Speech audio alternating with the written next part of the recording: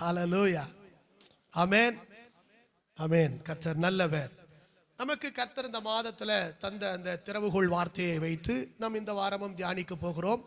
சங்கீதம் 126 5 6 7 5 6 7 ஆகிய வசனங்களில், கண்ணீரோடே விதைக்கிறவர்கள் கெம்பீரத்தோடே அறுப்பார்கள், அள்ளி தூவும் விதையை சுமந்து கொண்டு போகிறவன் அழுது கொண்டு போகிறான், ஆனாலும் தான் அறுத்த அரிகளோடு சுமந்து கொண்டு கெம்பீரத்தோடு அவன் திரும்பி வருவான். அல்லேலூயா. வசனத்துல கவனமா இருக்கணும்.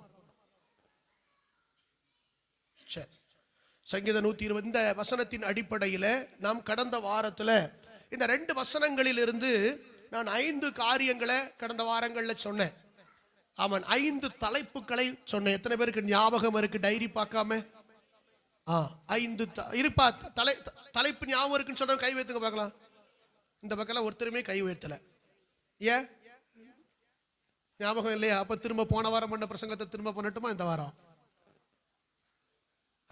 5 தலைப்புகள் என்ன பாருங்க. அந்த வசனத்தை பாருங்க. கண்ணீரோட விதைக்கிறவர்கள், முதல்ல விதைத்தல். இரண்டாவது கெம்பீரத்தோட அறுப்பார்கள், அறுத்தல். இரண்டாவது என்னது? அறுப்பு. மூன்றாவது அவன் அள்ளி தூவும் விதையை அவன் சுமந்து கொண்டு போகிறான், சுமத்தல். நான்காவது அவன் போகிறான், சுமந்து கொண்டு போகிறான், தொடர்தல். நான்காவது என்னது? தொடருதல். அதுக்கப்புறம் தான் அறுத்த அரிகளை சுமந்து கொண்டு கெம்பீரத்தோட திரும்பி வருவான், திரும்பி வருதல். 5 தலைப்பு. இந்த 2 வசனத்திலேயே என்ன எத்தனை இருக்கு? 5 தலைப்புகள் நமக்கு இருக்கு. இதை நம்ம ரொம்ப ஆழமா நம்ம போன வாரத்துல விதைத்தலை குறித்து தியானித்தோம். அல்லேலூயா, ஆமென், ஸ்தோத்திரம். ஆவிக்கென்று விதைக்கிறவன் ஆவிக்கென்று அறுக்கிறான், மாம்சத்துக்கென்று விதைக்கிறவன் மாம்சத்துக்கென்று அவன் அறுக்கிறான். ஆவிக்கென்று விதைக்கிறவன் நித்திய ஜீவனை அறுக்கிறான், மாம்சத்துக்கென்று விதைக்கிறவன் அழிவை அறுக்கிறான் என்று சொல்லி நம்ம பல காரியங்களை குறித்து நம்ம தியானித்தோம். அல்லேலூயா. கைகளை உயர்த்தி ஒரு ஆமென் சொல்லுங்க, ஒரு அல்லேலூயா சொல்லுங்க. ஆமென். இன்றைக்கு நாம் இதுல 2வது பகுதியாக கெம்பீரத்தோட அறுப்பார்கள். அப்படியானால் ஒரு அறுப்பு காலம் என்று ஒன்று இருக்கிறது. நாம் இருக்கிற காலம் அறுப்பு காலம். அல்லேலூயா சொல்லுங்க. எத்தனை பேர் ஆமென் சொல்றீங்க? நாம் இருக்கிற காலம் அறுப்பு காலம் தானா? அல்லேலூயா. பக்கத்துல கைப்பிடிச்சு சொல்லுங்க, கேளுங்க, அறுப்பு காலம் தானா? என்ன பதில் சொன்னாங்க? எனக்கு சொல்ல மாட்டேங்க. பக்கத்துல உள்ளவங்க சொன்னாங்களா? என்ன பதில் சொன்னாங்க? ஆமான்னு சொன்னாங்களா? அல்லேலூயா. வாசிங்க யோவான் எழுதின சுவிசேஷம் 4ஆம் அதிகாரம்.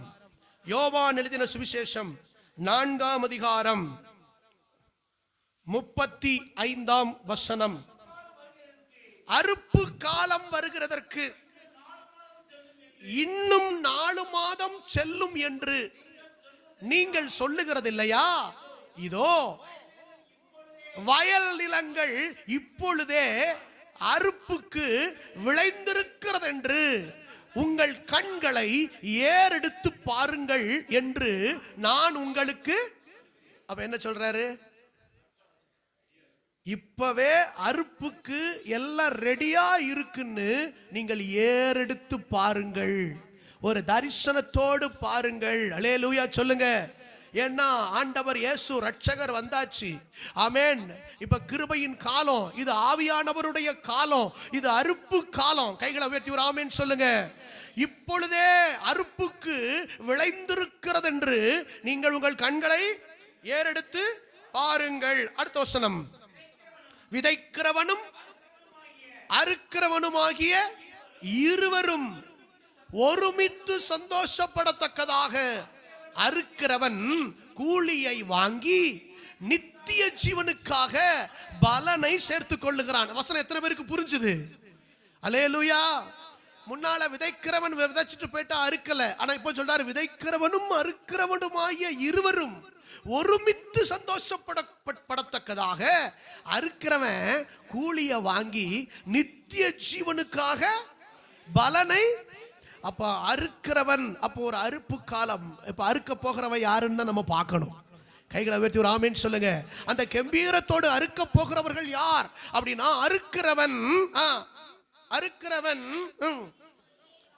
கூலியை வாங்கி நித்திய ஜீவனுக்காக.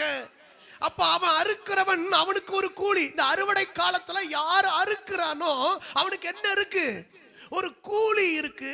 அந்த கூலி அவனுக்கு நித்திய ஜீவனுக்காக பயன்படும். கைகளை உயர்த்தி ஒரு ஆமென் சொல்லுங்க. அந்த கூலி எதற்கு பயன்படும்? நித்திய ஜீவனுக்காக, கர்த்தருடைய வருகைக்காக அது பயன்படும். ஹல்லேலூயா. அடுத்த வசனம், விதைக்கிறவன் ஒருவன். எங்கான மெய்யான வழக்க சொல் இதனாலே விளங்குகிறது. 38, நீங்கள் பிரயாசப்பட்டு பயிரிடாததை அறுக்க நான் உங்களை அனுப்பினேன். மற்றவர்கள் பிரயாசப்பட்டார்கள், அவருடைய பிரயாசத்தின் பலனை நீங்கள் பெற்றீர்கள். அல்லேலூயா சொல்லுங்க. அப்ப இந்த அறுப்பு காலத்துல இருக்கிறவங்களுக்கு தான் ஒரு எக்ஸ்ட்ரா கிஃப்ட் என்ன இருக்குன்னா, ஏற்கனவே விதைச்சவங்களுடைய பலனையும் சேர்த்து அறுக்க போறோம். கைகளை உயர்த்தி ஒரு ஆமென் சொல்லுங்க. இப்ப ஏற்கனவே விதைச்சவங்களுக்கான ஒரு பலன், அது மாத்திரமல்ல நாம் விதைத்ததற்கான பலன், ரெண்டையும் சேர்த்து அறுக்க போறோம். கைகளை உயர்த்தி ஒரு ஆமென் சொல்லுங்க. அல்லேலூயா. அப்ப அறுப்பு காலம் என்று ஒன்று இருக்கிறது. ஹல்லேலூயா. கர்த்தர் நல்லவர். இந்த அறுப்பு காலம் தான் ரொம்ப முக்கியம். ஆமென் சொல்லுங்க. ஆமா, விதைச்சிட்டு அறுக்காம போயிடக்கூடாது. அல்லது திரளா விதைச்சிட்டு கொஞ்சமா அறுத்துட்டு அதையும் வீட்டுக்கு கொண்டு வந்துட்டு மீதம் இருக்காம அந்த அளவுக்கு தேவனுடைய கோபம் வந்து விடாதபடிக்கு நீங்களும் நானும் அந்த அறுப்பு காலத்துக்கென்று ஆயத்தம் உள்ளவர்களாய் காணப்பட வேண்டும். கைகளை உயர்த்தி ஒரு ஆமென் சொல்லுங்க. அறுப்பு காலம் அப்படின்னா, இப்ப நம்ம கடைசி காலத்துல அறுப்பு காலம் என்று சொல்லுகிறோம். இது அறுப்பு காலம் என்றால் என்ன? அப்போ அறுப்பு காலம் தானா? அந்த அறுப்பு காலத்துல சம்பவிக்கிற சம்பவங்கள் என்ன என்பதை குறித்து தியானிக்க போகிறோம். கைகளை உயர்த்தி நீங்க ஒரு ஆமென் சொல்லிக்கிட்டே இருக்கணும். அல்லேலூயா. வாசிங்க, ஏசாயா தீர்க்க தரிசன புத்தகம் 9ஆம் அதிகாரம் 6ஆம் வசனம்.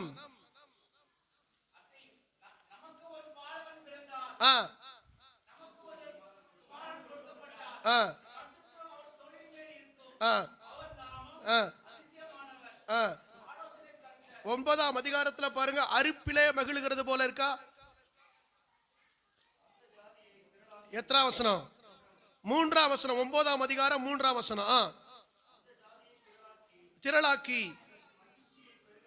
அதற்கு மகிழ்ச்சியை பெருக பண்ணி நீர் அறுப்பில் மகிழுகிறது போல, கொள்ளையிட்டு கொள்ளையை பங்கிட்டு கொள்ளுகையில் கலிகூர்த போலவும் உமக்கு முன்பாக.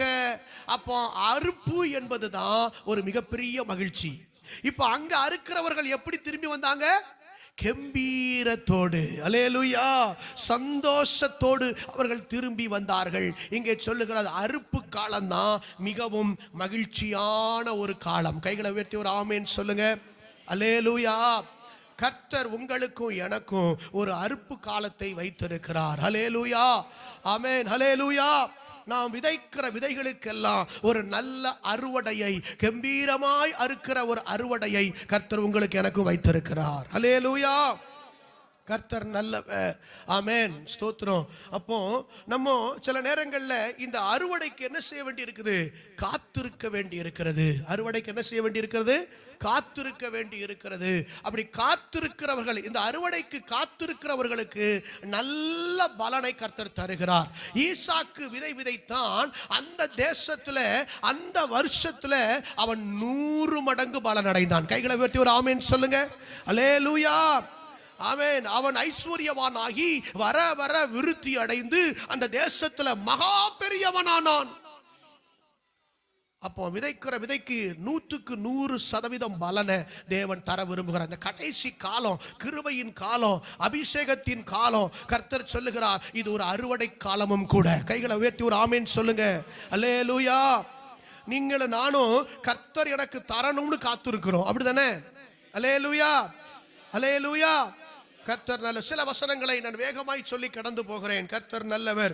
ரூத்தின் புஸ்தகம் 1ஆம் அதிகாரம். ரூத்தின் புஸ்தகம் 1ஆம் அதிகாரம். பக்கம் சொல்லுங்க. 334ஆம் பக்கம். 334ஆம் பக்கம் பழைய ஏற்பாட்டில். ஆமென். புதிய ஏற்பாட்டில் போய் தேடக்கூடாது. ஸ்தோத்திரம். ரூத்தின் புஸ்தகம் 1ஆம் அதிகாரம் 22ஆம் வசனம். இப்படி நகோமி மோவாபிய ஸ்திரீயான தன் மருமகள் ரூத்தோடு கூட மோவாப் தேசத்திலிருந்து திரும்பி வந்தாள். வார்கோதுமை அறுப்பின் துவக்கத்திலே அவர்கள் பெத்லகேமுக்கு வந்தார்கள். அப்போ அறுப்பின் துவக்கத்திலே அவர்கள் பெத்லகேமுக்கு வந்தார்கள். யாரெல்லாம்? நகோமியும் தன் மருமகள் ரூத்தோடு கூட. ஹல்லேலூயா. கைகளை உயர்த்தி ஒரு ஆமென் சொல்லுங்க. ஹல்லேலூயா சொல்லுங்க. ஆமென். ஸ்தோத்திரம். யார் இந்த நகோமி? யார் இந்த ரூத்? நம்ம எல்லாரும் சரித்திரம் அறிந்திருக்கிறோம். கர்த்தருக்கு ஸ்தோத்திரம். இந்த நகோமி பஞ்சம் விளைப்பதற்காக மோவாப் தேசத்துக்கு தன் பிள்ளைகளையும் தன் கணவரையும் அழைத்துக் கொண்டு போனாள். 2 பையங்க. சொல்லுங்க. தன் கணவர் எல்லாரும் சேர்ந்து எங்க போனாங்க? மோவாப் தேசத்துக்கு போனாங்க. அந்த மோவாப் தேசத்துல போன போது தன் கணவரை இழந்தாள். தன் 2 ஆண் பிள்ளைகளையும் அவள் இழந்தாள். அல்லேலூயா. 2 மருமக்கள் மாறும், இந்த மாமியார் மட்டும்தான் அங்க இருக்காங்க. அல்லேலூயா. மோவாப் தேசத்துக்கு பஞ்சம் விளைக்க வரணும்னு வந்தாங்க. ஆனா அவருடைய வாழ்க்கையில சில ஸ்தோத்திரம் இழப்புக்கள் நேரிட்டது. சில இழப்புக்கள் நேரிட்டது. அல்லேலூயா. இப்ப இந்த இழப்புக்கள் நேரிட்ட உடனே என்ன செய்வதென்று தெரியாம திகைச்சுக்கிட்டு இருந்த அந்த ரூத்துக்கு, அந்த நகோமிக்கு ஒரு செய்தி வருகிறது. ஒரு செய்தி வருகிறது. என்ன? அறுப்பு காலம் தொடங்கி விட்டது. கைகளை உயர்த்தி ஒரு ஆமென் சொல்லுங்க. அறுப்பு காலம் பெத்லகேமிலே தொடங்கி விட்டது என்கிற ஒரு செய்தி யார் கேள்விப்படுறா? நகோமி கேள்விப்படுறா. நகோமி கேள்விப்பட்ட உடனே அவளுக்கு இப்பதான் ரியலைஸ் பண்றா, நம்ம அந்த பெத்லகேமை விட்டுட்டு இந்த மோவாப் தேசத்துக்கு நாம் வந்திருக்க கூடாது. கொஞ்சம் கைகளை உயர்த்தி ஒரு ஆமென் சொல்லுங்க. அல்லேலூயா. ஆமென். ஸ்தோத்திரம் ஸ்தோத்திரம். சில காரியத்தை தவறான முடிவை நம்ம எடுத்துட்டோம். இந்த தவறான முடிவுல இனிமேலும் இருக்க வேண்டாம். இந்த தவறான முடிவை முதல்ல திருத்தி கொள்ளுவோம். நம்முடைய தேசமாகிய பெத்லகேமுக்கு நாம் திரும்பி போவோம். கைகளை உயர்த்தி. ஏன் அப்படின்னா அந்த பெத்லகேமில் அறுப்பு காலம் துவங்கி விட்டது. கைகளை உயர்த்தி ஒரு ஆமென் சொல்லுங்க. நான் சொல்றேன், அறுவடை காலம் துவங்கி விட்டது. ஒரு எழுப்புதலின் காலம் தொடங்கி விட்டது. ஒரு ஆத்தும அறுவடை தொடங்கி விட்டது. அல்லேலூயா. பெத்லகேம் என்றால் என்ன அர்த்தம்? அப்பத்தின் வீடுன்னு அர்த்தம். அல்லேலூயா. House of bread. அல்லேலூயா. அப்பத்தின் வீடு அப்படின்னு அர்த்தம். கர்த்தருக்கு ஸ்தோத்திரம். இப்போ அதுதான் அப்பத்தின் வீடு. அப்பத்தின் வீட்டை விட்டு இவ எங்க வந்தா? மோவாப் தேசம். மோவாப் தேசத்துக்கு வந்ததுனால சில இழப்புகள் நேரிட்டது. என்னைக்குமே பாருங்க, மனுஷீகத்துல முடிவு எடுக்க கூடாது. சிலர் இப்படி மனுஷீகத்துல முடிவு எடுத்ததுனால சில நேரம் அவர்களுடைய தெரிந்தெடுப்புகள், அவருடைய முடிவுகள் தவறாயிருந்திருக்கிறது. அல்லேலூயா. அல்லேலூயா சொல்லுங்க. அல்லேலூயா. ஸ்தோத்திரம். லோத்து கண்களை ஏறெடுத்து பார்த்தபோது எகிப்து தேசம் அவனுக்கு ஏதேன் தோட்டம் மாதிரி தெரிஞ்சது. என்ன தெரிஞ்சது?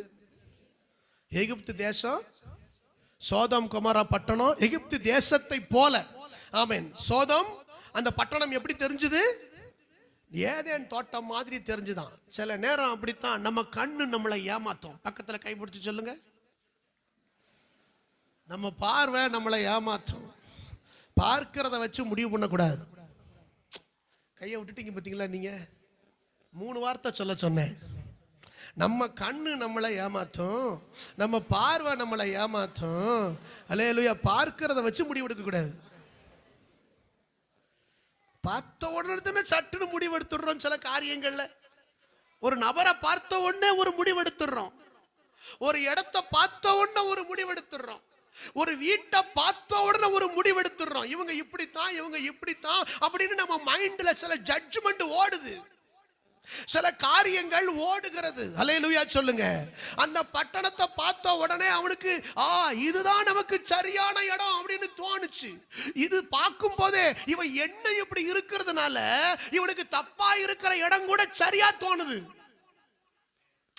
கைகளை உயர்த்தி ஒரு ஆமென் சொல்லுங்க. அல்லேலூயா. ஆமா, ஸ்தோத்திரம். தப்பா இருக்கிற இடம் கூட சரியா தோணுது. ஆமா, அது பாவம் நிறைந்த பட்டணம். ஆனா இவனுக்கு எப்படி தெரியுது? கர்த்தரின் தோட்டம் மாதிரி. எப்படி தெரியுது? கர்த்தரின் தோட்டம். நல்லா பாருங்க, வெளியே இருந்து அப்படியே பார்த்தே முடிவு பண்ணாதீங்க. அல்லேலூயா சொல்லுங்க. கர்த்தருடைய சித்தத்தை அறியணும். தேவ பிள்ளைகளோடு, அம்மா தேவ உறவோடு, தேவனோடு சஞ்சரிக்கிற அனுபவத்தோடு, தேவ சமூகத்தோடு இருக்கிறோமா, தேவனுடைய வார்த்தை கிடைக்கிற இடத்துல இருக்கிறோமாங்கிறது முக்கியம். ஆமென்.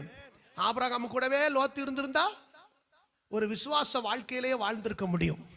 ஆபிரகாம் கூடயே அந்த லோத்து இருந்திருந்தா அவன் தேவனை ஆராதிக்கிற, பலி செலுத்துகிற ஒரு மனுஷனாகவே அவன் இருந்திருக்க முடியும்.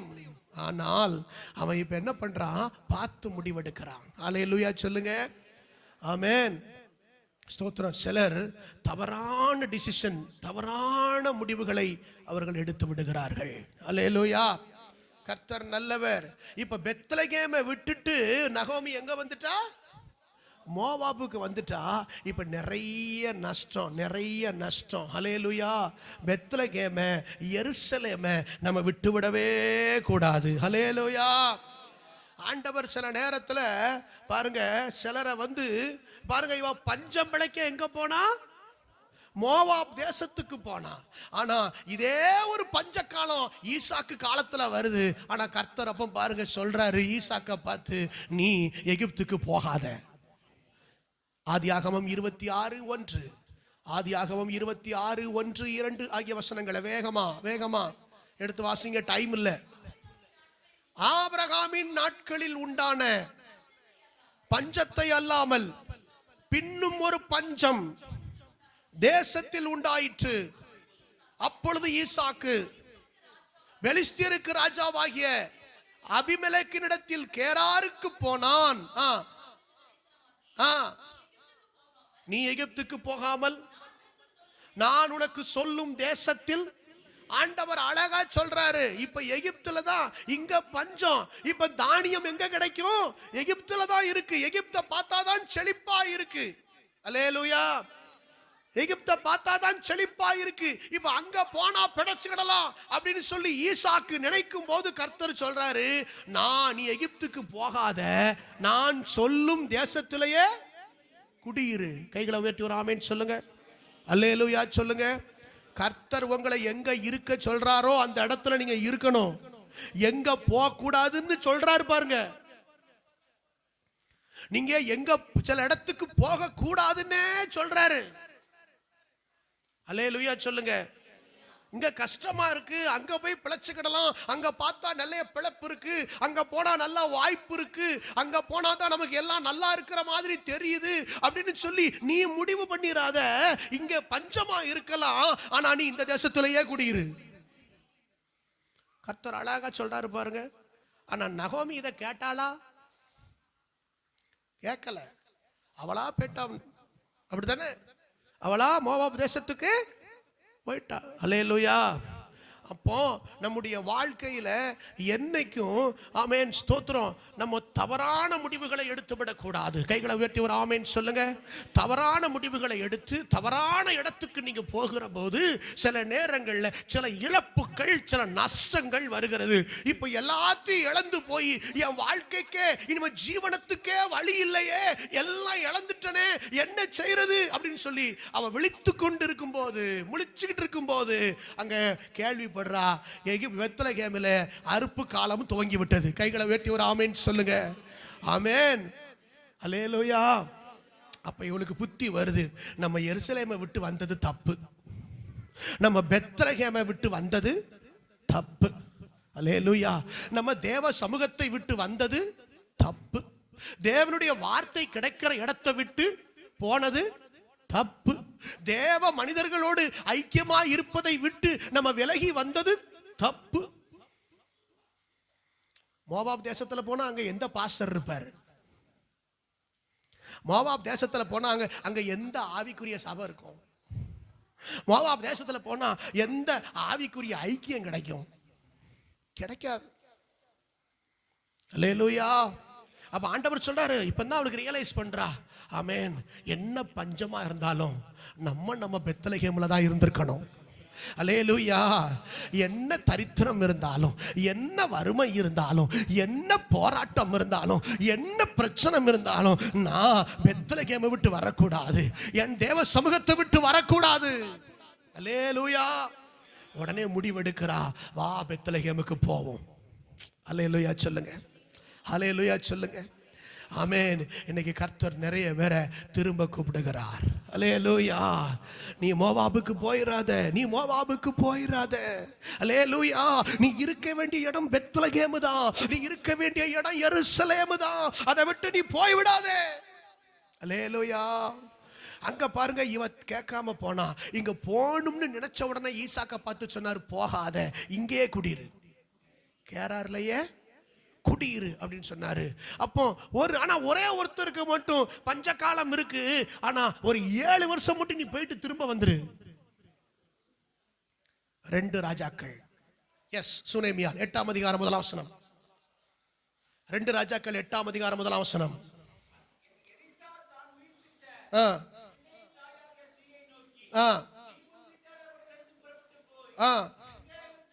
எங்கேயாகிலும் சஞ்சரி, நீ உன் வீட்டாரோடு கூட எழுந்து புறப்பட்டு போய் எங்கேயாகிலும் சஞ்சரி, கர்த்தர் பஞ்சத்தை வருவிப்பார், அது 7 வருஷம் தேசத்தில் இருக்கும் என்று ஆல்ரெடி அழகா எலிசா தீர்க்கதரிசி சூனேமியாளுக்கு சொல்றாரு. என்ன சொல்றாரு? நீ உன் பிள்ளைகளை எல்லாத்தையும் கூட்டிட்டு போய் 7 வருஷம் எங்கேயாவது குடியிரு. 7 வருஷம் இங்க பயங்கர பஞ்சம் இருக்கு. அப்போ தெளிவா கர்த்தர் நடத்துறாரு பாருங்க. அல்லேலூயா சொல்லுங்க, அல்லேலூயா சொல்லுங்க. ஆமென். ஆனா அந்த மோவாப் தேசத்துக்கு போன நகோமி இதை அறிந்து கொள்ளவில்லை. அல்லேலூயா. ஆமென். ஒருத்தரை போகாதங்கிறாரு, ஒருத்தரை 7 வருஷம் மட்டும் போயிட்டு வந்துருங்கிறாரு. அல்லேலூயா சொல்லுங்க. அப்ப கர்த்தர் எவ்வளவு தெளிவா ஒரு தேவனுடைய பிள்ளைகளை நடத்துறார். பக்கத்துல கைப்பிடிச்சு சொல்லுங்க, கர்த்தர் உங்களை நடத்தணும். ஹல்லேலூயா. ஆமென், ஆமென். இப்ப அறுப்பு காலம் தொடங்கிருச்சு. நீ இருக்க வேண்டிய இடத்துல இரு. நீ இருக்க வேண்டிய இடத்துல 7 வருஷம் பஞ்சம் முடியுது. சூனேமியால் திரும்ப வர்றா. கைகளை உயர்த்தி ஒரு ஆமென் சொல்லுங்க. ஹல்லேலூயா. இப்ப கர்த்தர் சபையை பார்த்து சொல்லுகிறார், சபைக்கு அறுப்பு காலம் வருகிறது. நீ இந்த சபையை நோக்கி வா, நீ எருசலேமை நோக்கி வா, நீ பெத்லகேமை நோக்கி வா. ஹல்லேலூயா. தேவ சமூகத்தை நோக்கி வா. உபவாச ஜெபத்துக்கு வா, அதிகாலை ஜெபத்துக்கு வா, பைபிள் ஸ்டடிக்கு வா, பெண்கள் கூடுகைக்கு வா. கூப்பிடுறாரு. ஏன் ஓடுற மோவாபை பார்த்து? உனக்கு வேற மோவாபு அல்லது எகிப்து தேசம் மாதிரி, எகிப்து தோட்டம் மாதிரி, கர்த்தரின் தோட்டம் மாதிரி தெரியலாம். பட் நீ இருக்க வேண்டிய ஸ்தானம் அது அல்ல. ஹல்லேலூயா. நீங்க இருக்க வேண்டிய ஸ்தானத்தை விட்டு என்னைக்கு வெளியே போறோமோ, இப்ப அறுப்பு காலம் தொடங்குற போது நீங்க ரியலைஸ் பண்ணிரணும், நான் இருக்க வேண்டிய ஸ்தானத்துல பிடிச்சு உட்கார்ந்துடணும். கைகளை உயர்த்தி ஒரு ஆமென் சொல்லுங்க. ஹல்லேலூயா. எத்தனை தான் இடர்கள் வந்தாலும் விசுவாசத்திலே நிலைத்திருப்பே. எத்தனை தான் இடர்கள் வந்தாலும் விசுவாசத்திலே நிலைத்திருப்பே. எனக்காக அப்பா நியமித்த இந்த பாதையிலே நான் ஓடுகிறேன். சேர்ந்து பாடுங்க.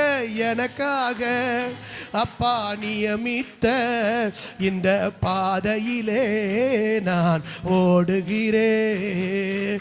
அல்லேலூயா, அல்லேலூயா. ஆமென், ஆமென், ஆமென். அல்லேலூயா, ஆமென். உயர்வானாலும் தாழ்வானாலும், உயர்வானாலும் தாழ்வானாலும் சர்வ வல்ல தேவன் நம்மோடு இருக்கிறார். ஆமென். சந்தோஷமாயிருங்க, எப்பொழுதும் சந்தோஷமாயிருங்க. ஆமென்.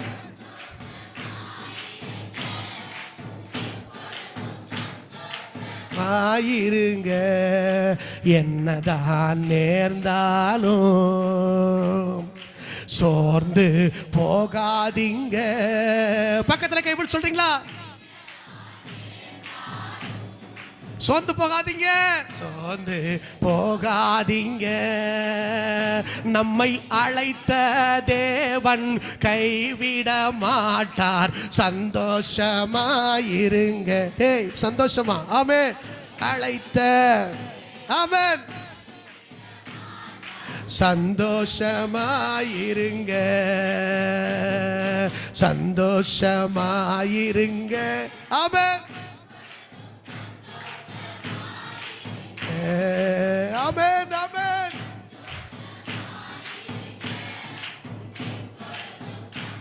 சமாயிருங்க.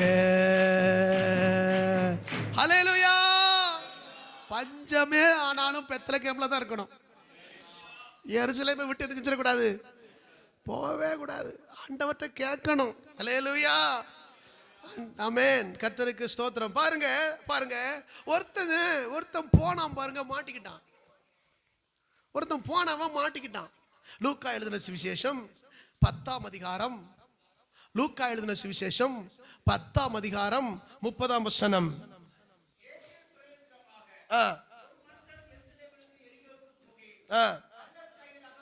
கள்ளர் கையிலே அகப்பட்டான். அவன் எருசலேமில் இருந்து எங்க போனான்?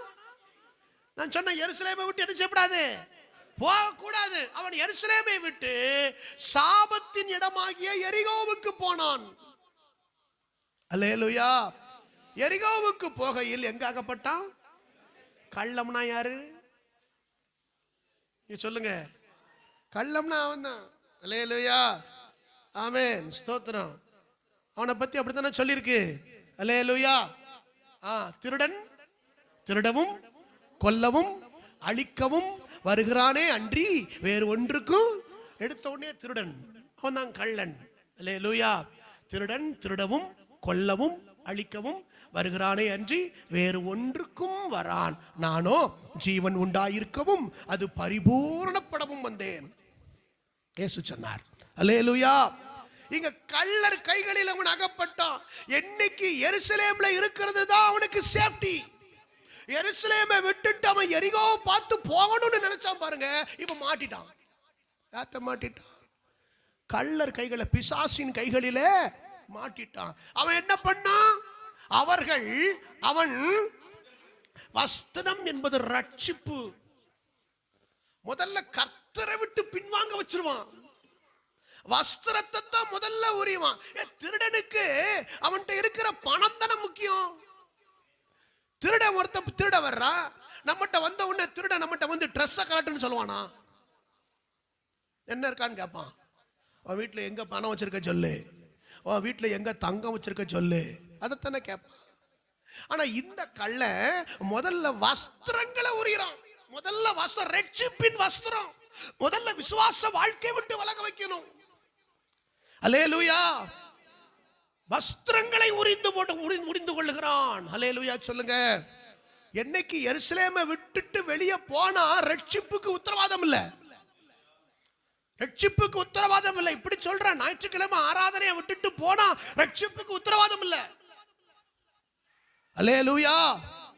கவனம். ஆமா, என்னதான் வரட்டுமே, என்னதான் வரட்டுமே, எங்க வரணும்?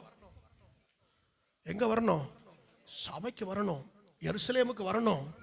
இன்னைக்கு பார்த்து எரிகோவை பார்த்து போய்கிட்டு இருக்க கூடாது. இன்னைக்கு நீங்க எங்க போனாலும் எரிகோ தான். பாத்தீங்களா எப்படி ஒரு வெளிப்பாடு வருது பாத்தீங்களா? இன்னைக்கு நீங்க எங்க போனாலும் அதுக்கு பேர் என்னதான்? எரிகோ தான். கல்யாண வீடு,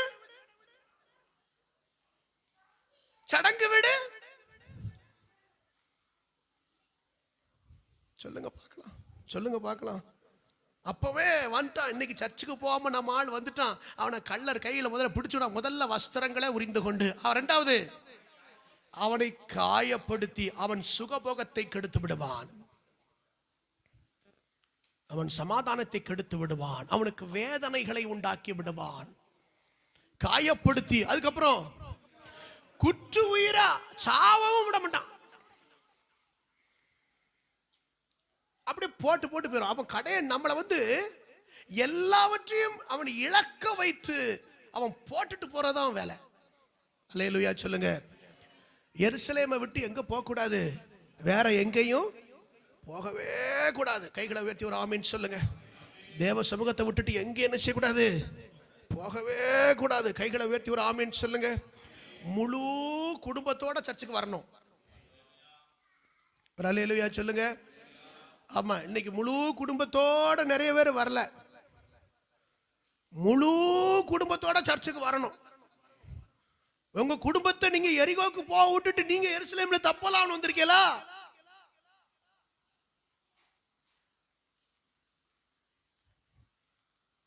உங்க பெத்லகேம்ல தான் நீங்க இருக்கணும். உங்க எருசலேம்ல தான் நீங்க இருக்கணும். வீட்டுல முதல்ல அந்த தீர்மானத்துல முதல்ல உறுதியா இருங்க. கைகளை உயர்த்தி ஒரு ஆமேன் சொல்லுங்க. அல்லேலூயா. ஞாயிற்றுக்கிழமை எங்க போற, வேற வேலையே கிடையாது. முதல்ல நீ இரு, சர்ச்சுக்கு முதல்ல போகணும். கைகளை உயர்த்தி ஒரு ஆமேன் சொல்லுங்க. குடும்ப தலைவர்கள் இதுல முதல்ல குடும்பத்துக்கு தலைவரா இருக்கணும். குடும்ப தலைவிகள் முதல்ல இதுல குடும்பத்துக்கு தலைவியா இருக்கணும். இல்லன்னா என்ன குடும்ப தலைவன், வேற எதுல நீங்க தலைவன் தலைவியா இருக்க போறீங்க? கர்த்தருடைய விஷயத்துல, பிரதானமான ஆராதனை விஷயத்துல என்ன உயிரோட வச்சிருக்கிறது தேவன் அவரை ஆராதிப்பதற்கு தான். அதுதானே முக்கியம். எத்தனை பேர் ஒத்துக்கொள்றீங்க? கைகளை உயர்த்தி ஒரு ஆமேன் சொல்லுங்க. ஐயோ என் சூழ்நிலை சரியில்லை, என் குடும்பம் சில காரியங்களை போடுங்க முழங்கால இன்னைக்கு. அல்லேலூயா. இன்னைக்கு போடுங்க முழங்கால. ஆண்டவரே என் முழு குடும்பமும் சபைக்கு வரணும் ஆண்டவரே. அல்லேலூயா. ஒரு தீர்மானம் எடுங்க, அதுல போடுங்க முழங்கால. வைராக்கியமா நில்லுங்க. பிள்ளைகளெல்லாம் விடாதீங்க. பிடிச்சு இழுத்து கொண்டு என்ன செய்யுங்க. உடம்பு சரியில்லை பாஸ்டர், சரிப்படுத்துறதுக்கு தான் சர்ச்சு. ஒரு அல்லேலூயா சொல்லுங்க. ரொம்ப காய்ச்சலா இருக்கு பாஸ்டர், அதுதான் வரல, சரி பண்றதுக்கு தான் சர்ச்சு. அல்லேலூயா சொல்லுங்க. கர்த்தருக்கு ஸ்தோத்திரம். அப்போ எருசலேம்ல இருக்கிறது தான் நமக்கு என்னது? பாதுகாப்பு. பக்கத்துல கைப்பிடி சொல்லுங்க. எருசலேம்ல இருக்கிறது தான் நமக்கு பாதுகாப்பு. எருசலேம் தான் நமக்கு அடைக்கலம். அல்லேலூயா சொல்லுங்க. சீமேயி என்கிற ஒரு மனுஷன் இருந்தான். தாவீதை தூசிச்சான். தாவீதை தூசிச்சான், தூசிச்சுக்கிட்டே இருந்தான். அல்லேலூயா ஆமென். 2 சாமுவேல் 16ஆம் அதிகாரத்தை எடுங்க. 2 சாமுவேல் 16 வாசிங்க 5. தாவீது ராஜா வந்தபோது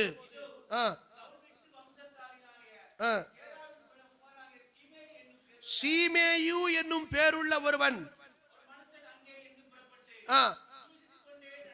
தூசித்துக் கொண்டே. யார? தாவீதை தூசிக்கிட்டே. 7ஆம் வசனத்தை பாருங்க. சீமேயி அவனை தூசித்து, இரத்த பிரியனே, பேலியாளின் மனுஷனே. இந்த தூசிக்கிறவனுக்கு ஒரு நல்ல வேலை என்ன தெரியுமா? ஏன் தூசிக்கிறான்? எப்படியாவது கோவப்பட வச்சு, எப்படியாவது ரியாக்ட் பண்ண வச்சு அவன் அந்த பிரச்சனையை பெருசாக்க பார்க்கறான். நீங்க நல்லா தெரிஞ்சுக்கணும். உங்களை ஒருத்தர் நிந்திக்கிறாங்க அப்படின்னா உங்களை மறுபேச்சு கொடுக்க வர வரைக்கும் அவங்க நிந்திச்சுக்கிட்டே இருப்பான். முதல்ல பாருங்க 5ஆம் வசனத்துல தூசித்து கொண்டே நடந்து வந்தான். நடந்து வந்துட்டு பாருங்க அடுத்த 7ஆம் வசனத்துல சொல்றான். ரொம்ப எக்ஸ்ட்ரீமுக்கு போயிட்டான். தாவீதை பார்த்து இரத்த பிரியனே, எப்படி சொல்லி நிந்திக்கிறான்? இரத்த பிரியனே. அடுத்தல இவன் தேவ மனுஷன், ஆனா இவனை பார்த்து என்ன சொல்றான்? பேலியாளின் மனுஷனே, பிசாசின் மகனேன்னு சொல்றான். அதுக்கப்புறம் தொலைந்து போன்னு சொல்றான். பாருங்க அடுத்தால 13ஆம் வசனத்தை வாசிங்க.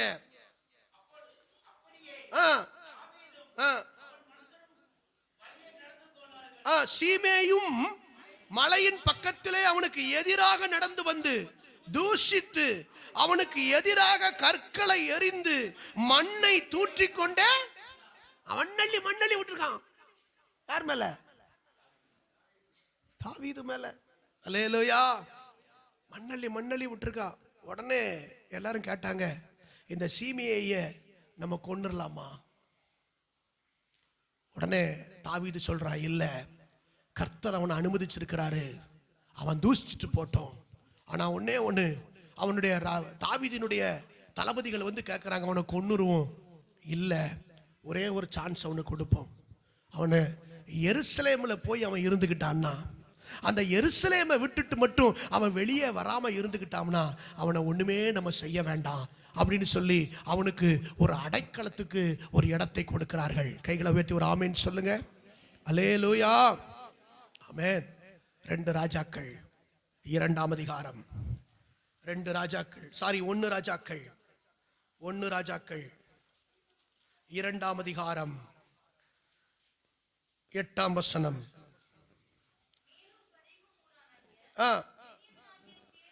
சீமேயி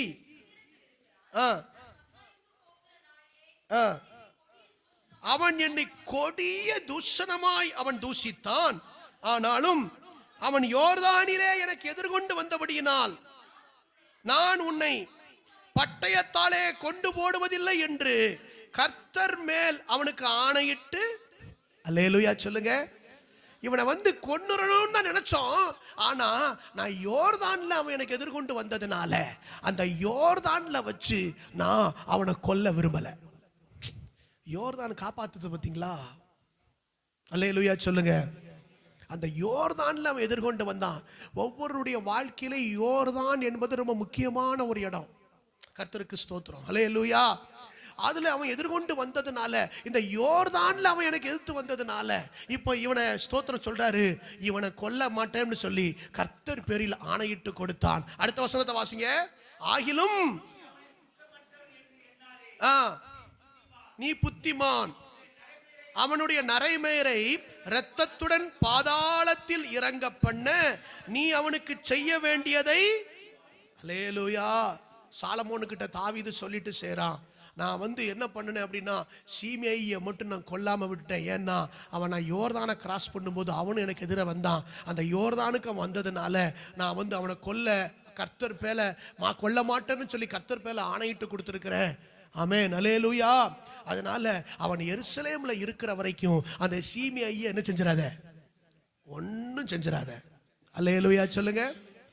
அப்ப எருசலேம் என்பது நாம் செய்த சில தவறுகள், நாம் சிலரை நிந்தித்த நிந்தனைகள், சிலர் மேல் சொன்ன குற்றச்சாட்டுக்களே இருந்தாலும் எருசலேம் நம்ம காப்பாற்றும்.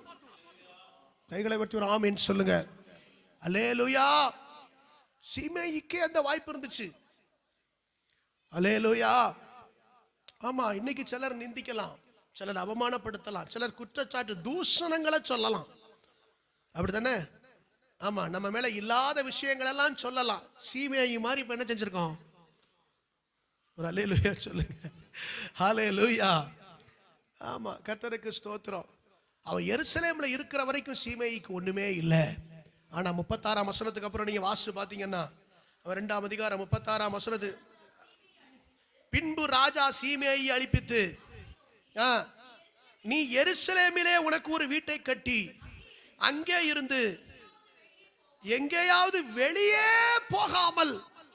பாத்தீங்களா என்ன அழகா சொல்றாரு? நீ எங்க எருசலேமை விட்டு மட்டும் ராஜா என்ன சொல்றாரு? போயிராத சீமேயு, ஏன்னா நீ அங்கேயே இரு, அதுதான் உனக்கு பாதுகாப்பு. கைகளை உயர்த்தி ஒரு ஆமேன் சொல்லுங்க. ஆமேன், அல்லேலூயா. இப்ப நம்மெல்லாம் எத்தனை நிந்திச்சிருக்கிறோம், எத்தனை குற்றச்சாட்டு சொல்லி இருக்கிறோம், எவ்வளவு தூஷணங்களை சொல்லி இருக்கிறோம். ஆனா கர்த்தர் நம்மை பாதுகாக்கிற ஒரே ஒரு இடம் எருசலேம் மட்டும்தான். கைகளை வெட்டி ஒரு ஆமேன் சொல்லுங்க.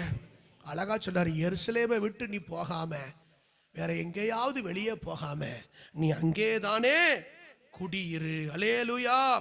பாருங்க, ஆனா அவன் என்ன பாருங்க, 40ஆம் வசனத்தை வாசிங்க. 3 வருஷம் சென்ற பின்பு 9:39, 3 வருஷம் சென்ற பின் போது சீமேயின் வேலைக்காரர் 2 பேர் மாக்காவின் குமாரனாகிய ஆகீஸ் என்னும் காத்தின் ராஜாவினிடத்திற்கு ஓடி போனார்கள். உன் வேலைக்காரர் காத்தூரில் இருக்கிறார்கள் என்று சீமேயிக்கு. நல்லா கவனிங்க, எருசலேம்ல இருக்கிற வரைக்கும் இவன் நல்ல பாதுகாப்பா இருக்கிறான், சீமேயி பாதுகாப்பா இருக்கிறான். இப்போ வேலைக்காரன் காத்தூர்ல இருக்கான்னு சொல்லி சில செய்தி வருது. வந்த உடனே சீமேயி எருசலேம் இருந்து காத்தூருக்கு போய் திரும்பி வந்தான் என்று சாலமோனுக்கு அறிவிக்கப்பட்டது. சீமேயி சொன்ன சொல்லல நிக்கல. அவன் எருசலேமை விட்டு வெளியே போயிட்டு காத்து ஊருக்கு போயிட்டு திரும்ப வந்துட்டான்னு சொல்லி ராஜாவுக்கு சொன்ன உடனே இப்போ பாருங்க 43, நீ கர்த்தரின்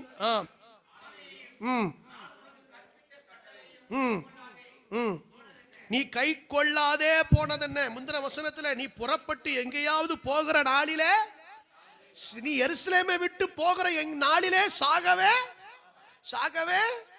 நல்ல கவனிங்க, சாகவே வசனம் தான், சத்தமா சொல்லுங்க. சாகவே எங்கேயாவது பார்த்திருக்கீங்களா? சாகவே சாவாய பைபிள்ல ஆதியாகமத்துல சாகவே உயிரோட தான் இருந்தான். அப்ப இங்கேயும் சீமேயியை பத்தி சொல்லல. என்னைக்கு எருசலேமை விட்டு வெளியே போயிட்டோயோ அன்னைக்கு நீ உன் ஆத்துமாவிலே சாகவே, உன் ரட்சிப்பை இழந்துருவ, உன் கிருபை இழந்துருவ, உன் அபிஷேகத்தை இழந்துருவ, உன் வாய்ப்பை இழந்துருவ, உன் ஸ்தானத்தை இழந்துருவ, உன் பாதுகாப்பை இழந்துருவ. அல்லேலூயா. கேட்கிறான், நீ ஏன் நீ இப்படி வெளியே போனேன்னு சொல்லி அன்றைக்கு அவனை கொன்று போட்டான். அல்லேலூயா சொல்லுங்க. அப்போ எங்க சர்ச்சுக்கு வர்றது மட்டும்தான் உங்களுக்கு பாதுகாப்பு. பக்கத்தில் கைப்பிடிச்சு சொல்லுங்க, சர்ச்சுக்கு வர்றது மட்டும்தான் உங்களுக்கு பாதுகாப்பு. தெரியுமா? நான் சொல்றேன், ஏங்க அப்போ ஞாயிற்றுக்கிழமை மட்டும் வந்தா போதுமாங்க? ஒன்லி சண்டே, ஒன்லி 2 hours போதுமா? நம்ம என்ன ஆவிக்குரியவர்கள்? நம்மள ஆவிக்குரியவர்கள் லிஸ்ட்ல வைக்கலாமா இல்ல வேற லிஸ்ட்ல வைக்கலாமா? சொல்லுங்க. சபை கூடி வருதலை சிலர் விட்டு விடுகிறது போல நீங்க என்ன செஞ்சிடக்கூடாது? விட்டு விட. ஆமா, எபிரேயர் 10ஆம் அதிகாரம் 25. எபிரேயர் 10ஆம் அதிகாரம் 25 வாசிங்க. சபை கூடி வருதலை, எபிரேயர் 10:25. நல்ல கவனிங்க. சபை உங்க பைபிள் அப்படி இருக்கா பாருங்க. சபை டிவியில வரமாட்டாங்க, சீக்கிரம். சபை கூடி வருதலை. சபை கூடி வருதல்னா என்னது சொல்லுங்க? ஞாயிற்றுக்கிழமை மட்டும் தான் சபை கூடி வருதா? ஞாயிற்றுக்கிழமை மட்டும் தான் சபை கூடி வருதா? வெள்ளிக்கிழமையும் சபை கூடி வருது, புதன்கிழமையும் சபை கூடி வருகிறது. என் நாமத்தினாலே நீங்கள் 2 பேர் 3 பேர் எங்கே ஒருமனப்படுகிறீர்களோ அங்கே அவர்கள் நடுவில் நான் இருக்கிற. 2 பேர் வந்தாலும் சபைதான். கைகளை உயர்த்தி ஒரு ஆமென் சொல்லுங்க. சபை கூடி வருதல். நம்ம என்ன நினைச்சுக்கிட்டு ஞாயிற்றுக்கிழமை ஆராதனைக்கு மட்டும் போனா போதும், அட்டெண்டன்ஸ் மட்டும் போட்டா போதும். நான் சொல்றேன், நீங்க எப்படி உங்களை ஆவிக்குரியவர்கள் என்று நீங்கள் சொல்லுகிறீர்கள்?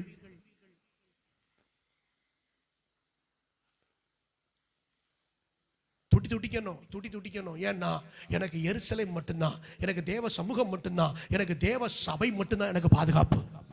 நான் ஒண்ணு சொல்லட்டா, எப்பெல்லாம் சபைக்கு வர்றீங்களோ அப்பெல்லாம் நீங்க ஏதோ ஒண்ணுல இருந்து பாதுகாக்கப்படுகிறீர்கள். ஏதோ ஒண்ணுல இருந்து நீங்க தப்பிச்சுக்கிட்டே வர்றீங்கன்னு அர்த்தம். தெரியுமா?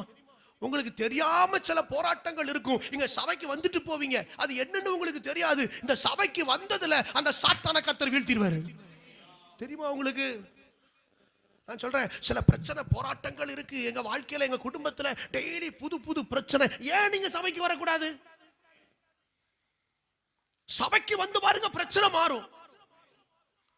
உங்க வீட்டுல இருக்கிற போராட்டம் மாறும், உங்க வீட்டுல இருக்கிற பிரிவினை மாறும், உங்க வீட்டுல இருக்கிற வியாதி மாறும், உங்க வீட்டுல இருக்கிற தரித்திரம் மாறும். அல்லேலூயா. மாறும். இதெல்லாம் வச்சுட்டு ஞாயிற்றுக்கிழமை ஒரு நாள் தான், ஒரு நாள், அதுவும் அட்டெண்டன்ஸ் போட்ட மாதிரி. நான் சொல்றேன், நல்ல ஆவிக்குரிய பிள்ளைகள், ஒரு அறுப்பு காலம் துவங்கி இருக்கிறது. நீங்கள் நானும் அறுவடை செய்கிறவர்களாய், தேவ சமூகத்தில் தரித்திருக்கிறவர்களாய், எப்ப எனக்கு வாய்ப்பு கிடைச்சாலும் உடனே தேவ சபைக்கு ஓடி போவேன். இந்த வருஷத்துல எப்பமாவது உபவாச ஜெபத்துக்கு வந்தேலான்னு பக்கத்துல கைப்பிடிச்சு கேளுங்களேன். நான் சிக்கல்ல தான் மாட்டி விடுவேன். எப்படிங்க நீங்க ஆவிக்குரியவர்கள்? நீங்க எப்படி ஆவிக்குரியவங்க? எப்படி ஆவியில் எப்படி எப்படிலாம் சொல்லுதீங்க? ஞாயிற்றுக்கிழமை மட்டும் போதாது. ஞாயிற்றுக்கிழமை கிறிஸ்தவர்களே அல்ல நான் சொல்லுவேன். நீங்க ஆவிக்குரியவர்களே நான் சொல்ல மாட்டேன். பண்டிகை கிறிஸ்தவர்கள் மாதிரிலாம் வாழக்கூடாது. அறுப்பு காலம் பெத்லகேம்ல இருக்கணும். எருசலேம் தான் பாதுகாப்பு. அல்லேலூயா சொல்லுங்க. எருசலேம் தான் எனக்கு அடைக்கலம். அல்லேலூயா. எருசலேம் தான் எனக்கு தஞ்சம். எருசலேம் தான் அல்லேலூயா தேவனுடைய ஆலயத்துல நான் எப்போதும் தங்கி இருப்பதை நாடுவேன். யாரு? ராஜா சொல்றான். ஆமென். சங்கீதம் 27:4, சங்கீதம் 27:4, சங்கீதம் 84:10. கர்த்தர், சத்தமா வாசிமா. கர்த்தரிடத்தில் ஒன்றை நான் கேட்டேன், அதையே நாடுவேன். கர்த்தருடைய மகிமையை பார்க்கும்படியாகவும் அவருடைய ஆலயத்தில் ஆராய்ச்சி செய்யும்படியாகவும் நான் என் எல்லாம் என்னைக்கெல்லாம் உங்களுக்கு ஞாயிற்றுக்கிழமை மட்டும்தான் உயிர் இருக்கா? அப்போ என் ஜீவனுள்ள நாளெல்லாம் சொல்லுங்க. என் ஜீவனுள்ள நாளெல்லாம் அப்படின்னா டெய்லி தானே. அப்படின்னா டெய்லி தானே. என் ஜீவனுள்ள நாளெல்லாம் கர்த்தருடைய ஆலயத்திலே தங்கி இருப்பதையே. ராஜாங்க, ராஜா. என் ஜீவனுள்ள நாளெல்லாம். இன்னைக்கு காலையில ஆமென். இன்னைக்கு தேதி 12ஆம் தேதி. இன்னைக்கு தேதி 12 தானே. 13 சிலருக்கு 13 ஆயிட்டு. சரி 12 இன்னைக்கு தேதி. 12ஆம் தேதி பாருங்க, டகார்னு கண்ணை முழிச்சிங்க. ஆமென். அல்லேலூயா. எந்திரிச்ச உடனே எனக்கு ஃபர்ஸ்ட் திங்கிங், ஃபர்ஸ்ட் சிந்தை, முதல் தாட் என்ன சொல்லுங்க? இன்னைக்கு சர்ச்சுக்கு எப்போ போலாம்? இன்னைக்கு சர்ச்சுக்கு எப்போ போலாம்? காலைல 5 மணி ஜெபத்துக்கு போயிடலாமா? சரி, இன்னைக்கு 5 மணி ஜெபத்துக்கு தான் போக முடியல. நான் வேலைக்கு போறதுக்கு முன்னால பெறப்ட்டு போயிட்டு ஒரு 10 நிமிஷம் சர்ச்சில் உட்காந்து ஜெபம் பண்ணிட்டு போயிடுறானே. சாயங்காலம் இன்னைக்கு வேலை முடிஞ்சு ஒரு 5 மணிக்கெல்லாம் சீக்கிரம் வந்துட்டேன். நேரா சர்ச்சுக்கு போறேன். என் வாஞ்செல்லாம், என் டைம் எப்பெல்லாம் எனக்கு கிடைக்கும் அந்த டைம்ல நான் எங்க போகணும்? ஆலயத்துக்கு போகணும். தங்கி இருப்பதையே நாடுவேன், தங்கி இருப்பதையே நாடுவேன். கைகளை உயர்த்தி ஒரு ஆமென் சொல்லுங்க. எருசலேம், நான் சொல்றேன், இதுதாங்க ஆவிக்குரியவன். இவன் தான் அவங்க ஆவிக்குரியவன். அப்படியே கர்த்தர் 84:10 வாசிங்க. 1000 யார் வாசிக்கிறா? வாசி, சத்தமா வாசி. 1000 நாளை பார்க்கிலும் உம்முடைய பிரகாரங்களில் செல்லும் ஒரே நாள் நல்லது. ஆகாமிய கூடாரங்களில் வாசமாயிருப்பதை பார்க்கிலும் என் தேவனுடைய ஆலயத்தின் வாசப்படியில் காத்திருப்பதையே. எங்க போய்? சர்ச் வாசல்ல காத்திருப்பதையே. சர்ச் வாசல்ல என்ன செய்யணும்? தெரிந்து கொள்ளுவேன். அல்லேலூயா சொல்லுங்க. நான் ஏசி போட்டு ரூம்ல உட்கார்ந்துகிட்டு இருக்கணும்னு நினைக்க மாட்டேங்கிறான். யாரு? தாவீது. எங்க வந்து கிடப்பாரா? வாசப்படியில, வாசப்படியில, பிரகாரத்துல. பிரகாரத்துல அவன் ராஜாவா இருந்தாலும் அவன் நிக்க வேண்டிய ஸ்தானத்துல பிரகாரத்துல தான் நிக்கிறான். கைகளை உயர்த்தி ஒரு ஆமென் சொல்லுங்க. ஆலயத்தின் வாசற்படி ஒரு ராஜாவினுடைய வாழ்க்கையில. அப்ப எருசலேம் மேல, பெத்லகேம் மேல, தேவ ஆலயத்து மேல, தேவ சமூகத்து மேல அவனுக்கு எவ்வளவு வாஞ்ச. ஆமென். அறுப்பு காலம் துவங்கி விட்டது. நகோமி ஒரு நல்ல முடிவெடுத்தா. வா, நம்ம பெத்லகேமுக்கு போயிரும். அல்லேலூயா. நாம் பெத்லகேமுக்கு பக்கத்துல கைப்பிடிச்சு சொல்லிருங்க, இனிமேல் நம்ம பெத்லகேமுக்கு போயிடணும். திரும்பி வந்துடணும், திரும்பி வந்துடணும். ஹல்லேலூயா. ஆமென். கர்த்தர் நல்லவர். முதல் பாயிண்டை இப்ப தான் சொல்லியிருக்கோம். 11 மணிக்கு முடிக்கணும். ஆமென். கர்த்தர் நல்லவர். அல்லேலூயா. கர்த்தர் நல்லவர். இரண்டாவது வாசிக்கலாம். 2 ராஜாக்கள் 8ஆம் அதிகாரம். 2 ராஜாக்கள் 8ஆம் அதிகாரம் கடைசி வசனம். 2 ராஜாக்கள்.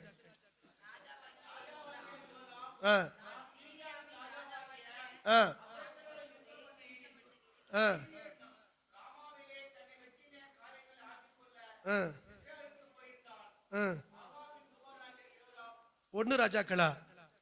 அந்த சூனேமியாள் 8ஆம் அதிகாரம் சூனேமியாள் சப்ஜெக்டுக்கு வாங்க. 1 ராஜாக்கள்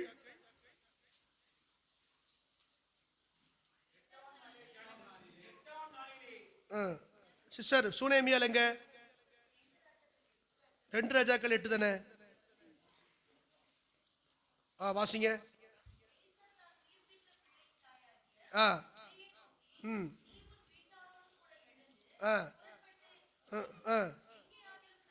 எங்கே ஆகிலும் சஞ்சரி அப்படின்னு சொல்லி பாருங்க. ஸ்தோத்திரம். வாசிங்க 6ஆம் வசனம் தான். ராஜா அந்த ஸ்திரீயை கேட்டதற்கு அவள் அவனுக்கு விவரித்து சொன்னாள்.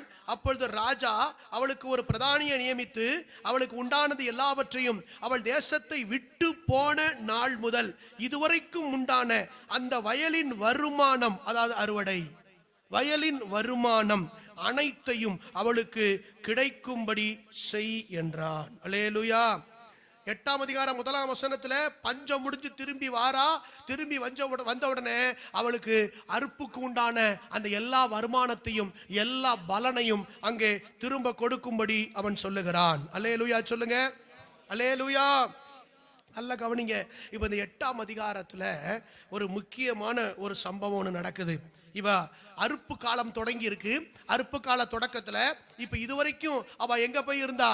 அவன் வேற தேசத்துல போய் இருந்தா. இப்ப திரும்பி வர்றா. நான் சொல்றேன், நீங்க எல்லாரும் திரும்பி வரணும்னு சொல்றேன். அங்க மோவாபுக்கு போனவ திரும்பி வரணும். ஹல்லேலூயா சொல்லுங்க. ஆமென். ஸ்தோத்திரம். இங்கேயும் இவ 7 வருஷம் முடிஞ்ச உடனே என்ன செய்றா? திரும்பி வர்றா. திரும்பி வந்த உடனே பாருங்க, 7 வருஷம் பெலிஸ்தரின் தேசத்துல அவள் சஞ்சரித்தாள். ஆமென். 3ஆம் வசனத்தை வாசிங்க. 7 வருஷம் சென்ற பின்பு தன் வீட்டுக்காகவும் ராஜாவினிடத்தில் முறையிடும்படி போன. அந்நேரத்தில் ராஜா தேவனுடைய மனுஷன் வேலைக்காரன் கேயாசியுடனே பேசி எலிசா செய்த நீ எனக்கு விவரமாய் சொல் என்றான். நல்லா கவனிங்க. இதுவரைக்கும் எலிசாவை பத்திய டாபிக் அந்த ராஜாவுக்கு தெரியல. நல்லா கவனிங்க. அறுப்பின் துவக்க காலத்துல சிலரை பத்தி சிலருக்கு இனிமேதான் தெரிய போகுது. புரியுதா உங்களுக்கு? அல்லேலூயா. ராஜாவுக்கு தெரியல. இப்பதான் கேட்கிறான், எலிசாவை பத்தி முழு விவரத்தை எனக்கு சொல் அப்படின்னு சொல்றான். அல்லேலூயா சொல்லுங்க. இப்ப நான் இப்படி சொல்றேன், அப்பதான் உங்களுக்கு புரியும். உங்களை பத்தி இனிமேதான் தெரிய போகுது. பக்கத்துல கைப்பிடிச்சு சொல்லுங்க, உங்களை பத்தி இனிமேதான் தெரிய போகுது. அல்லேலூயா சொல்லுங்க. அறுப்பு கால துவக்கத்துல அப்பதான் உங்க அருமை தெரிய போகுது. அல்லேலூயா. கர்த்தருக்கு ஸ்தோத்திரம். வாசிங்க அடுத்த வசனம். செத்து போனவனை உயிர்ப்பித்தார் என்பதை அவன் ராஜாவுக்கு அறிவிக்கிற போது, அவன் சொல்லிக்கிட்டு இருக்கிற நேரத்துல அங்க கரெக்டா யாரு வர்றா? சாட்சியையும் கொண்டு வந்து நிறுத்துவாரு. இப்போ நல்லா கவனிங்க. இப்போ உங்களை இப்போ ஆண்டவர் பாருங்க வெளிப்படுத்துகிற காலம் வருது. வெளிப்படுத்துகிற காலம் நீங்க சொல்லிக்கிட்டு இருந்தா மட்டும் போதாது. இதுவரைக்கும் உங்களை பத்தி தெரியல, இப்பதான் உங்களை பத்தி தெரிய போகுது. அதுக்கு கர்த்தர் சாட்சியோட கொண்டு வந்து நிறுத்த போறாரு. கைகளை உயர்த்தி ஒரு ஆமென் சொல்லுங்க. அல்லேலூயா சொல்லுங்க. பேசிக்கிட்டு இருக்கும் போதே யார் வந்து நிக்கிறா? சூனேமியால் வீட்டுக்கு ராஜா கிட்ட வந்து நிக்கிறா. எங்க பாருங்க, நம்ம பேசிக்கிட்டு இருக்கோம், அந்த அந்த பிள்ளையினுடைய தாயே வந்துட்டா, இனிமே அவகிட்டயே கேட்டுக்கோங்க. அல்லேலூயா சொல்லுங்க. அல்லேலூயா சொல்லுங்க. ஆமா, இதுக்கு முன்னால நடந்துச்சு இந்த அற்புதம். இந்த அற்புதத்தை பத்தி யாருக்காவது தெரிஞ்சுதா? தெரியல. ராஜாவுக்கே தெரியல. ஆமென். இந்த சபையில எத்தனை பேருக்கு எத்தனை அற்புதம் நடந்திருக்கு இதுக்கு முன்னால தெரிஞ்சிருக்கா? இருமதான் சாட்சியெல்லாம் வரப்போகுது. கைகளை உயர்த்தி ஒரு அல்லேலூயா சொல்லுங்க. இருமதான் வரப்போகுது சாட்சியெல்லாம். தோத்திரம். ஆமென். தோத்திரம். சிலர் சாட்சியெல்லாம் பார்த்தீங்கன்னா பயங்கரமா இருக்கும், பயங்கரமா இருக்கும். ஆனா சாட்சியை பூரா இவங்க வேற பக்கம் திருப்பி சொல்லிக்கிட்டு இருப்பாங்க. நாங்க அங்க போனோமா, அங்க என்ன ஆசீர்வச்சாரா, அங்க போனாரா. இனிமே சாட்சி முன்னால கொண்டு நிறுத்துவார் பாருங்க. கைகளை உயர்த்தி ஒரு அல்லேலூயா. ஆமென். நீங்க சாட்சி சொல்றது நம்ம சபையில தான் சாட்சி சொல்லணும். ஊரா போய் ஊர்ல உள்ள பாஸ்டர், ஊர்ல உள்ள எலிசாவை பத்தி உங்களுக்கு முதல்ல தெரிஞ்சுக்கிடுங்க. கைகளை உயர்த்தி ஒரு அல்லேலூயா சொல்லுங்க. அல்லேலூயா. சூனேமியால் வந்து நிக்கிறா. வந்து நின்னு சொல்றா, தன் வீட்டுக்காக முறையிட்டாள். அப்பொழுது கேயாசி ராஜாவாகிய ஆண்டவனே. 5ஆம் வசனம். இவள் தான் அந்த ஸ்திரீ, எலிசா உயிர்ப்பித்த இவளுடைய குமாரன் இவள்தான் என்றான். அல்லேலூயா, அல்லேலூயா. கர்த்தர் இனிமேல், உடனே ராஜா சொல்றான், யார் அந்த எலிசா? முதல்ல அவனை கூட்டிட்டு வா. கைகளை உயர்த்தி ஒரு ஆமேன் சொல்லுங்க. அல்லேலூயா. 7ஆம் வசனத்தை வாசிங்க. சீரியரின் ராஜாவாகிய பெனாதாத் வியாதியா இருந்தான். எலிசா தமஸ்குவுக்கு வந்தான். தேவனுடைய மனுஷன் இவ்விடத்தில் வந்திருக்கிறான் என்று அவனுக்கு, எனக்கு இந்த பகுதி அப்படியே வாசிட்டே போகணும்னு எனக்கு ஆசையா இருக்கு. எங்க பயங்கரமா இருக்குங்க. நீங்க பைபிள்ல டேஸ்ட் எத்தனை பேர் வாசிச்சிருக்கீங்க? வாசிச்சிருக்கவங்கள கைவெட்டுங்க பார்க்கலாம். சூப்பரான ஒரு பகுதி. கர்த்தருக்கு ஸ்தோத்திரம். உடனே பாருங்க, பெனாதாத் வியாதியா இருக்கிறான்னு சொல்லி அங்க எலிசா அந்த இடத்துக்கு வர்றான். ஆமேன் சொல்லுங்க. இனிமேதான், ஆமேன் ஸ்தோத்திரம், கர்த்தர் சிலரை வெளிப்படுத்துகிற காலம் வருது. அறுப்பு காலத்தின் துவக்கத்துல சில அற்புதங்கள் நடக்க போகிறது. அப்பதான் இதுவரைக்கும் தெரியாதவர்கள் எல்லாம் வெளியே தெரிய போறாங்க. தெரியுமா? சாட்சிகளை கர்த்தர் எழுப்புவார். ஆமேன். உடனே ஆசகேலை நோக்கி சொல்றான், நீ தேவ மனுஷன், தேவ மனுஷன் போய் காணிக்கையை கொடுத்துட்டு அவர்கிட்ட போய் நான் வியாதியிலிருந்து பிழைப்பேனா என்று நீ கேட்டுட்டு வா அப்படின்னு சொல்லி ஆசகேலை அனுப்புறாரு. யார் அனுப்புறாரு? கொஞ்சம் வாயை திறந்து சொல்லுங்க. யார் அனுப்புறாரு? யாருடா? ஆசகேலை அனுப்புறாரு. அந்த ஆசகேல் உடனே நேரா போறான். நேரா போய் எலிசா கிட்ட போய் ஸ்தோத்திரம் அவன் சொல்றான். 10ஆம் வசனத்துல ஆசகேல்ட்ட எலிசா சொல்றான், நல்லா கவனிங்க, இதெல்லாம் தீர்க்கதரிசி எப்படிலாம் பேசியிருக்காங்க, எப்படிலாம் நடத்தியிருக்காங்க, ஊழியக்காரங்களை நீங்க நல்லா புரிஞ்சுக்கிடணும். நீங்க நல்ல பைபிளை படிச்சீங்கன்னா நீங்க நல்லா புரிஞ்சுக்கிடுவீங்க. ஒரு அல்லேலூயா சொல்லுங்க. 10ஆம் வசனத்தை வாசிங்க. நீ போய் வியாதி நீங்கி பிழைப்பீர் என்று அவனுக்கு சொல்லும், ஆனாலும் அவன் சாகவே என்பதை கர்த்தர் எனக்கு காண்பித்தார் என்றான். ஆனா அப்படி சொல்லிடாத, போய் பிழைச்சிருவேன்னு சொல்லு. ஆசைகள்கிட்ட பிழைச்சிருவேன்னு சொல்லு. இன்னொரு விஷயமும் சொல்லுத, இனிமே அந்த ஸ்தானத்துல ஒன்ன கர்த்தர் ராஜாவாக்க போறார். அல்லேலூயா சொல்லுங்க. ஆனா நீ சொல்லிடாத, நீ போய் நீ பிழைச்சிக்கிடுவேன்னு மட்டுமே போய் சொல்லு. அல்லேலூயா, அல்லேலூயா. பாருங்க, ஆண்டவர் அழகா, நாங்க ஊழியக்காரங்கள்லாம் சில நேரங்கள்ல எங்களுக்கு எல்லா விஷயங்களும் தெரியும், புரியுதா? தெரியாதவங்க எல்லாம் இல்ல, தெரியாத மாதிரி இருப்போம். அல்லேலூயா.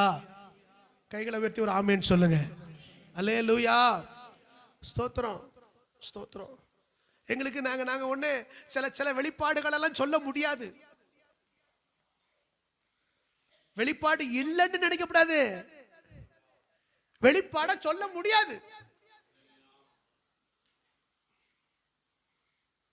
என்ன செய்ய வேண்டியிருக்கு? சில விஷயத்தை சீக்கிரட்டா வைக்க வேண்டியிருக்கு, சீக்கிரட்டா வைக்க வேண்டியிருக்கு. அல்லேலூயா. கர்த்தருக்கு ஸ்தோத்திரம். ஆனா இங்க பாருங்க, அந்த எலிசாவை குறித்து கர்த்தர் இப்போ வெளியே காண்பிக்கிற காலம் வருகிறது. அல்லேலூயா. வெளியே காண்பிக்கிற காலம் வருது. ஒவ்வொருடைய அந்தரங்க வாழ்க்கையிலிருந்து, ஒவ்வொருத்தர் போகிற பாதைகளில் இருந்து எல்லா காரியங்களையும் கர்த்தர் எங்களுக்கு திட்டமா வெளிப்படுத்துவார். அல்லேலூயா. எலிசாவை குறித்து பைபிள் சொல்லுகிறது, அந்த ராஜாவின் இடத்துல தளபதி சொல்லுகிறான், நீ ஸ்தோத்திரம், உன் அறை வீட்டுக்குள்ளே நீ உன் மனைவியோட பேசிக்கிட்டு இருக்கிறத கூட அந்த எலிசா தீர்க்கதரிசி அறிவான். ஹலோ, நீ உட்கார்ந்து உன் மனைவி கிட்ட என்ன பேசிக்கிட்டு இருக்கிறாங்கிறது யாருக்கு தெரியும்? எலிசாவுக்கு தெரியும். அல்லேலூயா. நான் ஏன் இதை சொல்றேன்? அறுப்பு காலத்தின் துவக்கத்துல சூனேமியால ஏன் கரெக்டா கொண்டு வந்து நிப்பாட்டுறாரு தெரியுமா? எலிசாவை வெளிப்படுத்தி காண்பிக்க. கைகளை உயர்த்தி ஒரு ஆமேன் சொல்லுங்க. கைகளை உயர்த்தி ஒரு ஆமேன் சொல்லுங்க. இனிமேதான் ஆமேன் ஸ்தோத்திரம், தேவனுடைய பிள்ளைகளை தேடுகிற காலம் வரும்.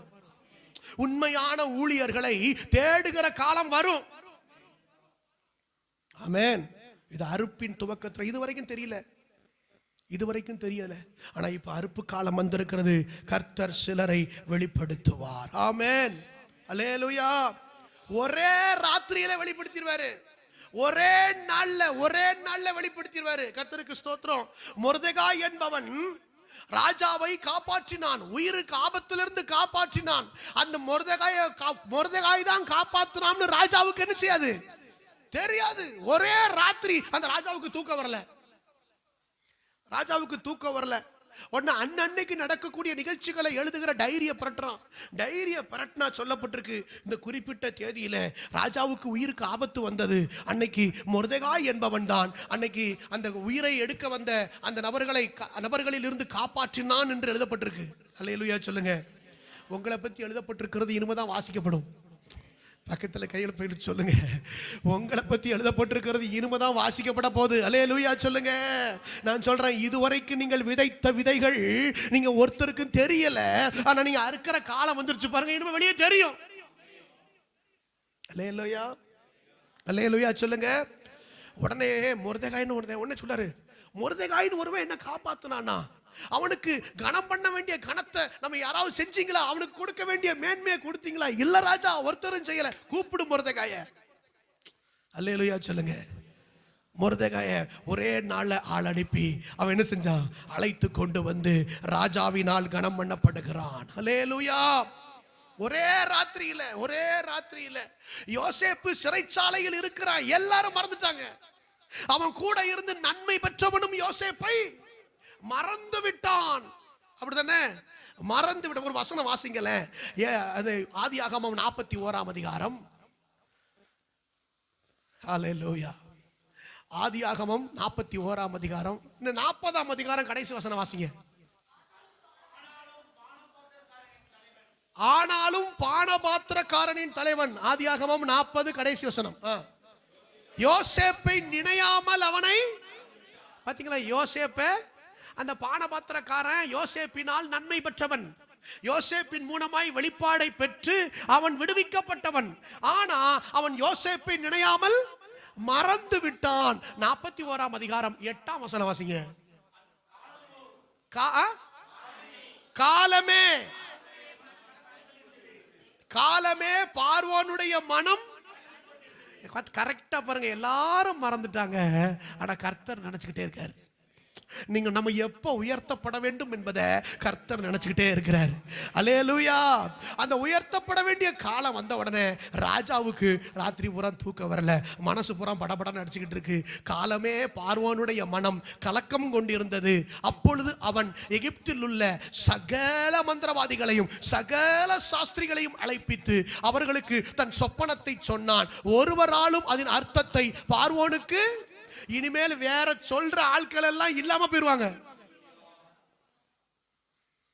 இந்த குறி சொல்லுத ஆளை பூரா முதல்ல என்ன பண்ணணும்,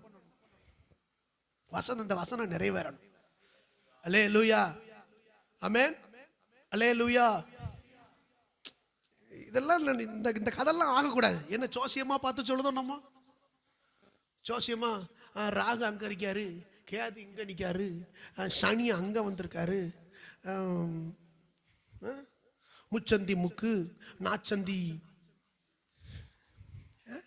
என்னத்தையாவது சொல்லி என்னமாவது சொல்லி, அது அப்படியே அந்த பார்வை உள்ள இடம். எந்த பார்வை? அந்த சனி பார்வை உள்ள இடம், அது இந்த பார்வை உள்ள இடம். இந்த மந்திரவாதி எல்லாம் தூக்கி போடணும் போல.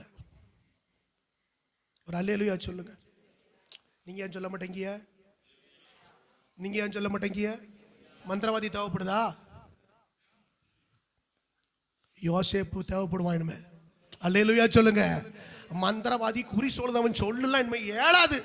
கைகளை கர்த்தர் வெளிப்படுத்துகிற காலம் வருது. அல்லேலூயா, ஆமென். பாருங்க அடுத்த வசனம், 9ஆம் வசனம்.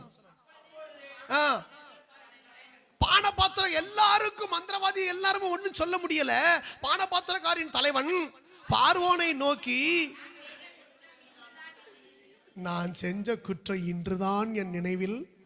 சிலர் மறந்தது நல்லது, எப்ப நினைவு வரணுமோ அப்ப நினைவுபடுத்துவார். அல்லேலூயா. சரியான வேளையில கர்த்தர் நினைவில் வந்தது. அங்கே நினையாமல் மறந்து விட்டான், இங்கே நினைவில் வந்தது. கைகளை உயர்த்தி ஒரு ஆமேன்னு சொல்லுங்க. அறுப்பு காலம் வந்த உடனே உங்களை ரொம்ப பேர் மறந்துட்டாங்கல்ல, ரொம்ப பேர் நீங்க செஞ்ச நன்மையெல்லாம் மறந்துட்டாங்கல்ல, ரொம்ப விலகி போயிட்டாங்கல்ல. அறுப்பு காலம் வந்த உடனே சரியா அவனுக்கு சொல்லுது. அவன் அழகா அந்த வார்த்தையை சொல்றான் பாத்தீங்களா, என் குற்றம்னே சொல்றான். நான் மறந்தது எவ்வளவு பெரிய தப்பு, நான் மறந்தது எவ்வளவு பெரிய குற்றம். என்னால கூட 4 வருஷம் கூட கொஞ்ச காலங்கள் யோசேப்பு சிறையில் இருந்து விட்டானே. அல்லேலூயா. கூட கொஞ்ச நாள் யோசேப்பு சிறையில் இருந்துட்டான். ஆமென். நீங்க நல்ல நன்றி அறிதல் உள்ளவர்களா இருக்கணும். கைகளை உயர்த்தி ஒரு ஆமென் சொல்லுங்க. அல்லேலூயா. நினைவில் வந்தது, உடனே கூப்பிடுறான், யோசேப்பை கூப்பிடு. ஒரே ராத்திரியில யோசேப்பு அழைக்கப்பட்டான். அல்லேலூயா சொல்லுங்க. தானியேல் ஒரே ராத்திரியில அழைக்கப்பட்டான். ஆமென் சொல்லுங்க. அல்லேலூயா. இனி நீங்கள் நினைவு கூறப்படுகிற காலம் வருகிறது. அறுப்பு காலம்னாலே நீங்கள் நினைவு கூறப்படுகிற காலம் வருகிறது. உங்களை தேடுகிற காலம் வருகிறது. உங்களை கொண்டு அற்புதம் நடக்க போகிறது. அதற்கு சில சாட்சிகளை கர்த்தர் உண்டு பண்ண போகிறார். அதுதான் அறுப்பின் காலம். அல்லேலூயா. ஆமென். கர்த்தருக்கு ஸ்தோத்திரம். ஆண்டவர் இங்கே ஆமென் அறுப்பின் காலத்துல பெரிய தேவ மனுஷர்களை கர்த்தர் வெளியே கொண்டு வருவார். ஆமென் சொல்லுங்க. அறுப்பு காலத்துல இதெல்லாம் நடக்க ஆரம்பிக்கும். இதெல்லாம் சிம்பல். ஆமென் சொல்லுங்க. அல்லேலூயா. கர்த்தர் நல்லவர். அடுத்ததாக என்ன 10 நிமிஷம் இருக்கு. மூன்றாவதாக வாசிங்க கலாத்தியர் 6ஆம் அதிகாரம் 8ஆம் வசனம். இது ரொம்ப முக்கியமான பகுதி. தன் மாம்சத்துக்கென்று விதைக்கிறவன் மாம்சத்தினால் அழிவை அறிப்பான், ஆவிக்கென்று விதைக்கிறவன் ஆவியினாலே நித்திய ஜீவன். அடுத்த வசனம். நன்மை செய்கிறதில் சோர்ந்து போகாமல் இருப்போமாக, நாம் தளர்ந்து போகாதிருந்தால். நல்ல கவனிங்க. அறுப்பு காலத்துல நீங்கள் நான் அறுவடை செய்யணும்னா பைபிள் சொல்லு தளர்ந்து போகாதிருந்தால். நீங்க தளர்ந்து போக கூடாது, நீங்க சோர்வடைஞ்சு பெறக்கூடாது. அறுப்பு காலம் வரும்போது நீங்க என்ன செஞ்சிடக்கூடாது? எல்லாரும் சொல்லுங்க. அறுப்பு காலம் வரும்போது நீங்க என்ன செஞ்சிடக்கூடாது? இப்ப ரொம்ப சோர்ந்து போயிருக்கீங்க, பக்கத்துல கையை பிடிச்சு ஒரு குலுக்கு சொல்லுங்க. அறுப்பு காலத்துல சோர்ந்து பெறக்கூடாது. நீங்க சோர்ந்து போகாம இருந்தா நமக்கு அறுவடை உண்டு. ஆமென் சொல்லுங்க. அல்லேலூயா. ஆமென். நீங்கள் தளர்ந்து போகாதிருந்தால் நீங்கள் அறுப்பீர்கள். சோர்ந்து பெறக்கூடாது. ஜெபத்துல சொல்லுங்க. ஜெபத்துல நான் தான் சொல்லணுமோ? ஜெபத்துல சோர்ந்து போக கூடாது. விசுவாச வாழ்க்கையில சோர்ந்து போக கூடாது. ஆராதனையில சோர்ந்து போக கூடாது. நன்மை செய்கிறதுல சோர்ந்து போக கூடாது. காணிக்கை கொடுக்கிறதுல சோர்ந்து போக கூடாது. நம்ம தளர்ந்து போகாமல் விதைத்துக் கொண்டிருந்தால் நம்ம ஏற்ற காலத்தில் என்ன செய்வோம்? அல்லேலூயா சொல்லுங்க. அல்லேலூயா. நல்ல கவனிங்க. ஏற்ற காலத்தில். எல்லாரும் சொல்லுங்க. ஏற்ற காலத்தில். ஏற்ற காலம் என்ன காலம்? இந்த அறுப்பு காலம் தான் ஏற்ற காலம். அல்லேலூயா சொல்லுங்க. அல்லேலூயா. பைபிள்ல 3 காலங்களை குறித்து பைபிள் சொல்லுது. ஒன்னு பாருங்க, தகுந்த காலம். ஒன்னு என்னது? தகுந்த காலம். வாசிங்க லூக்கா 1:13. லூக்கா 1:13.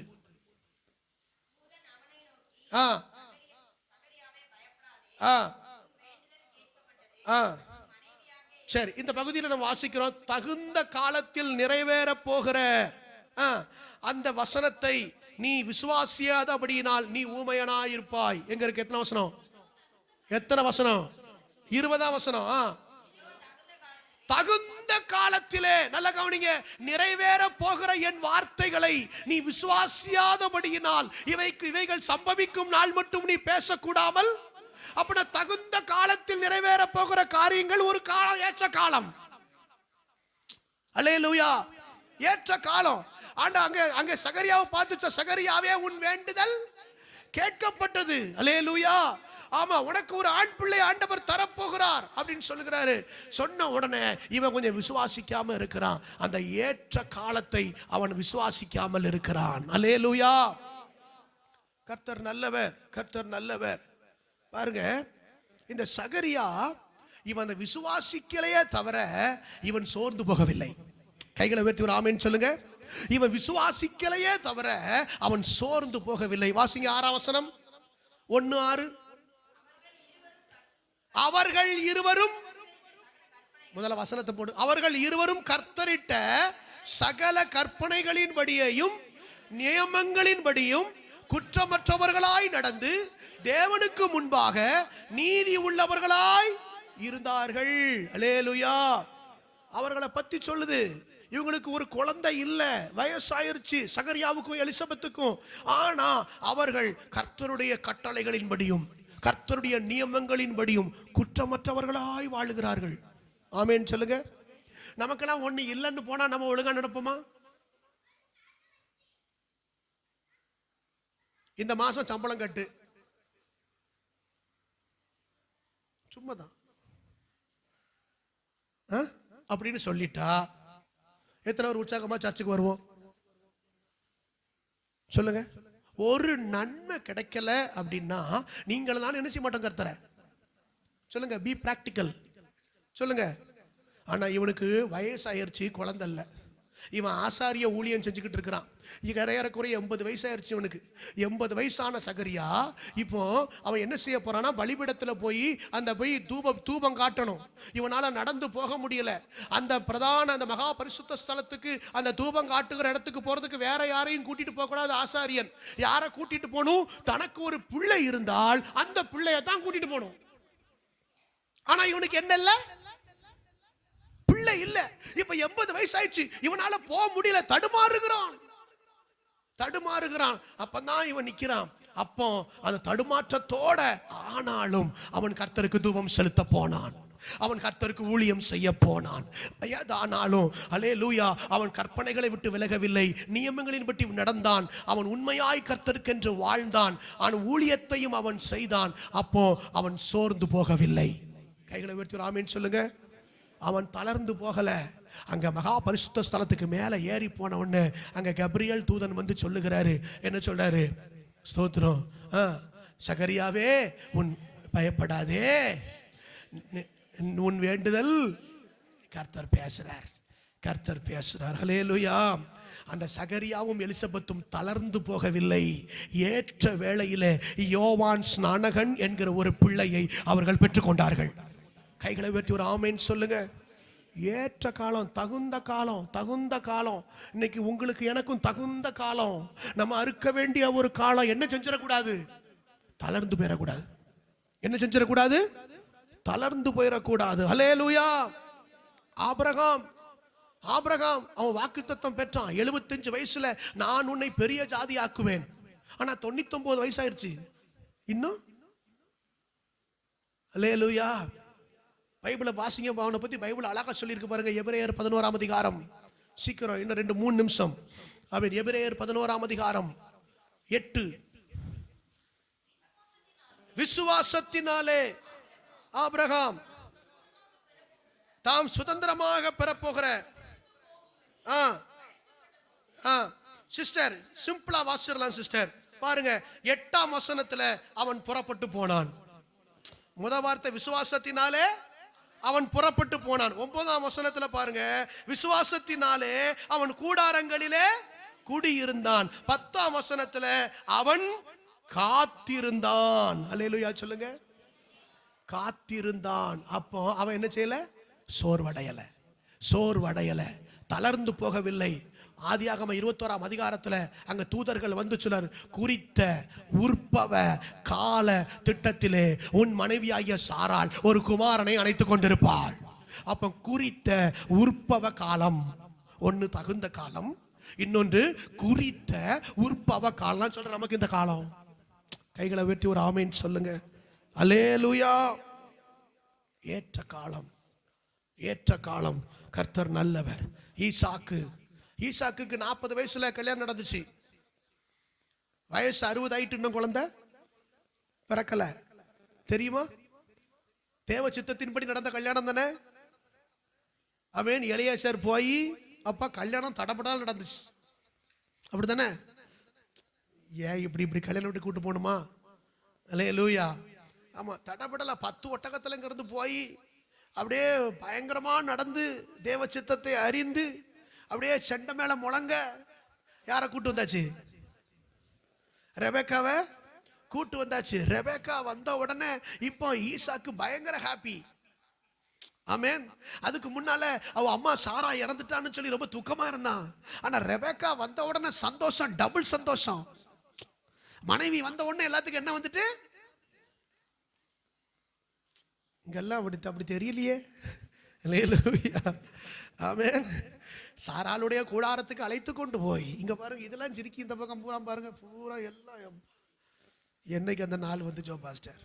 நாங்க பாருங்க கல்யாண நாளுக்கு கூட நாங்க எந்திக்க மாட்டோமே. எங்களுக்கு நீங்க ஜோமே பண்ண வேண்டாம்.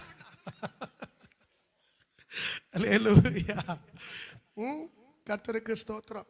பாருங்க அப்படிலாம் நடந்த கல்யாணத்துல 20 வருஷம் என்ன இல்ல, குழந்தை இல்ல. 20 வருஷம் குழந்தை இல்ல. அப்போ பைபிள் சொல்லுகிறது அவளுக்கு ஒரு பேரே சொல்லிட்டு, ஆதியாகமம் 25:21 சொல்லப்பட்டிருக்கு. வாசிங்க. மலடியா இருந்த ரெபேக்காளுக்கும் பேர் என்னது பாத்தீங்களா?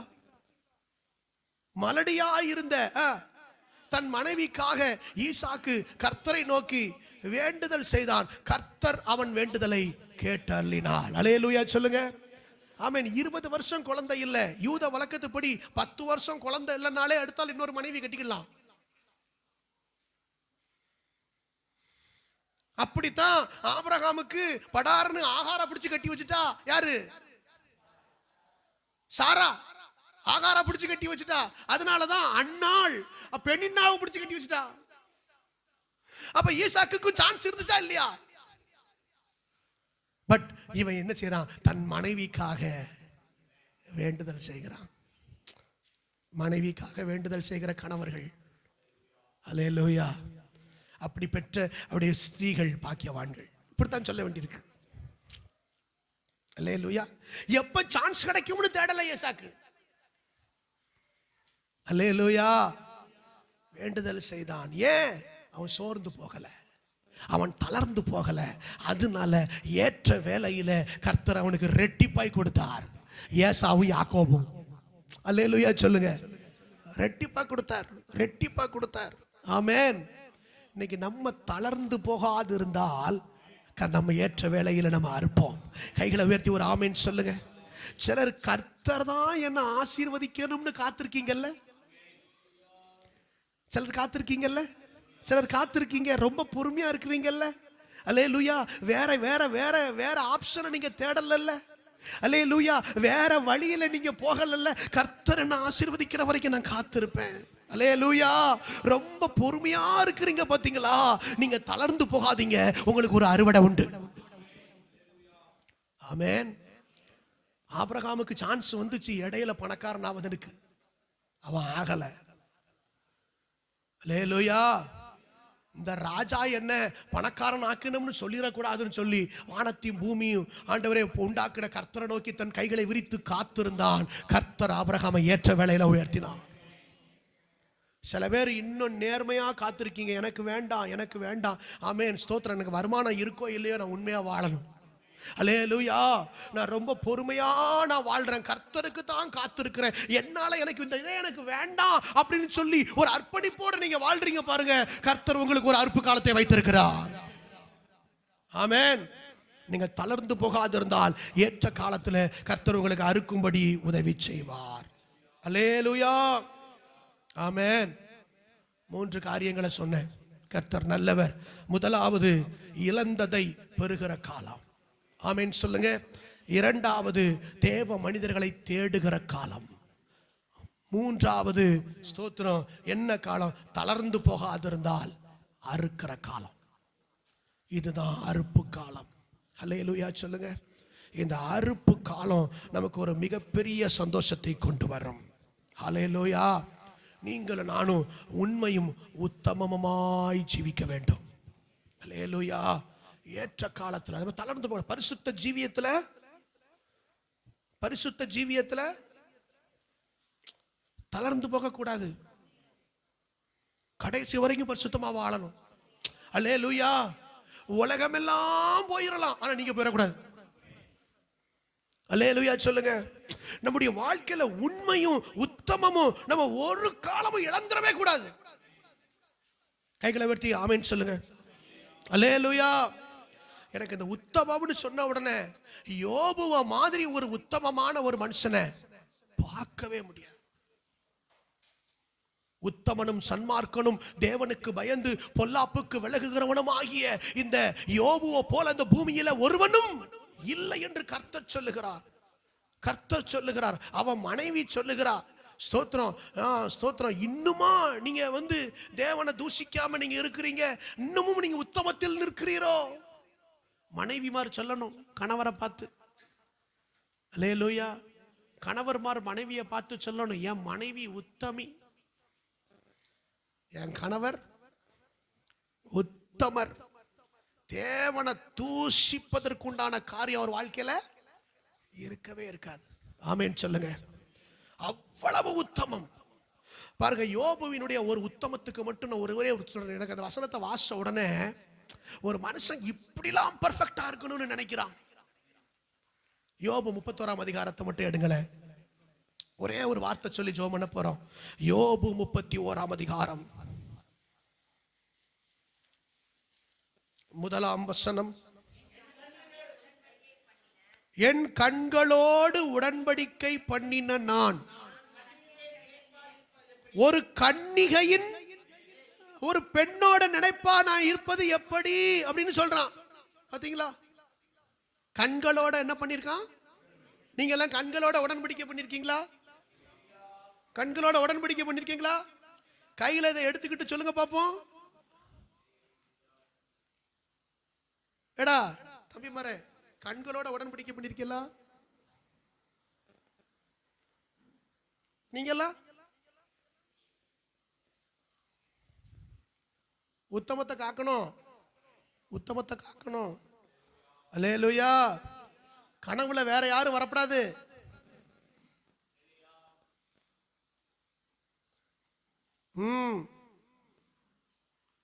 சில பேர் நினைவிலேயே சிலர் வாழ்ந்துகிட்டு இருக்க கூடாது, கனவுலையே வாழ்ந்துட்டு இருக்க கூடாது. என் கண்களோடு ஒரு உடன்படிக்கை பண்ணின நான் ஒரு கன்னிகையின் மேல நினைப்பு நினைப்பு நினைப்பு. நயன்தாராவை தமன்னாவெல்லாம் எங்க கற்பனை பண்ணக்கூடாது. அல்லேலூயா. அதே மாதிரி சிஸ்டர்ஸ் விஜய் அஜித் எல்லாம் கற்பனை பண்ணக்கூடாது. உங்களையா விடணும். ஆமென். அதுக்கு பிறகு அவன் ஒரு அறிக்கை பண்ணனா பாருங்க, எனக்கு அதுதான் ஹைலைட். பாருங்க 8ஆம் வசனம் பாருங்க, 7ஆம் வசனம். என் நடைகள் வழியை விட்டு விலகினதும் என் இருதயம் என் கண்களை பின்தொடர்ந்ததும். நல்லா கவனிங்க. என் கண் என்ன பார்க்குதோ அதை என் இருதயம் பின்தொடர நான் அனுமதிக்க. நல்ல கவனிங்க, நல்ல கவனிங்க. இந்த ஒரு விஷயத்தை சொல்லிடுறேன், ஒரு அல்லேலூயா சொல்லுங்க. சந்தோஷமா எல்லாரும் சேர்ந்து சொல்லுங்க, ஒரு அல்லேலூயா. நான் என் நடைய விட்டு என்ன செய்யல, விலகல, ரொம்ப பர்ஃபெக்டா போயிட்டே இருக்கிறேன் அப்படின்னு சொல்றான். என் ரூட்ல போயிட்டே இருக்கிறேன். என் இருதயம் என் கண்களை பின், என் கண்ணு பார்க்கறதுக்கு ஏத்தபடியே இருதயம் நடக்கல. ஆமென். ஒரு நெக்லஸை பார்த்துட்டோம்னு சொன்ன உடனே கண்ணு பார்க்குது. கண்ணு பார்த்த உடனே இருதயத்தில் என்ன தோணுது, நமக்கு போட்டா எப்படி இருக்கும்? 92,000 ரூபா ஒரு பவுன். எவ்வளவு இன்னைக்கு? நீங்க எல்லாரும் பெந்தேகோஸ்தேவா மாறுகிற காலம் வருகிறது, அறுப்பு காலம். ஹல்லேலூயா. ஆமென் சொல்லுங்க. ஹல்லேலூயா. ஆமா, நெக்லஸை நம்மளும் என்ன செஞ்சிடலாம் அப்படின்னு என் கண்களை பார்த்த உடனே நான் அதை இச்சிக்கல. அல்லேலூயா. என் கண்களை என் இருதயம் பின்தொடரவில்லை. நீங்க உன்னை பார்த்ததெல்லாம் வேணும்னு நினைச்சா உங்க இருதயம் பின்தொடருதுன்னு அர்த்தம். புரியுதாடா தம்பி? நீ பார்க்கறதெல்லாம் உனக்கு வேணும்னு நினைச்சன்னா ஷூவா இருக்கலாம், கண்ணாடியா இருக்கலாம். பத்தியா? ஷூவா இருக்கலாம், கண்ணாடியா இருக்கலாம், ட்ரெஸ்ஸா இருக்கலாம். எனிதிங். எனிதிங்னா பொருளை மட்டும் சொல்ற ஆட்களும் தான். அல்லேலூயா. ஆமென். அல்லேலூயா சொல்லுங்க. இன்னொரு ஆப்ஷனே நமக்கு கிடையாது. ஆமென். வாசனை பாருங்க. அதுக்கப்புறம் ஏதாயிலும் ஒரு மாசு என் கைகளில் ஒட்டி கொண்டதும் உண்டானால், என் கையில ஏதாவது கரைபட்டது உண்டானால், ஒரு மனுஷன் என்னமா ஒரு பரிசுத்தத்தை வாஞ்சிச்சிருக்கிறான். ஆமென், அல்லேலூயா. மாசும். அதுக்கப்புறம் அடுத்த வசனம், அப்படி நான் செஞ்சிருந்தோம்னா, அப்படி நான் நினைச்சு நடந்திருந்தோம்னா, நான் விதைச்சதனுடைய பலனை இன்னொருத்தனுக்கு கொடுத்துருங்க, அவன் சாப்பிடட்டும். நான் விதைத்ததனுடைய பலனை வேறு ஒருவன் புசிப்பானாக, என் பயிரெல்லாம் வேறற்று போகட்டும், எனக்கு வேண்டாங்கிறான். என் மேல அப்படி நீங்க ஒரு தப்பு நான் சொல்லி பார்த்தேன். யோபு என்ன, வாட் a perfect man. ஹalleluya. இப்ப பார்த்தோம் நமக்கு ஆசை வருது, ஏன் நம்மள அப்படி இருக்க கூடாது. அடுத்த வசனம் வாசிங்க.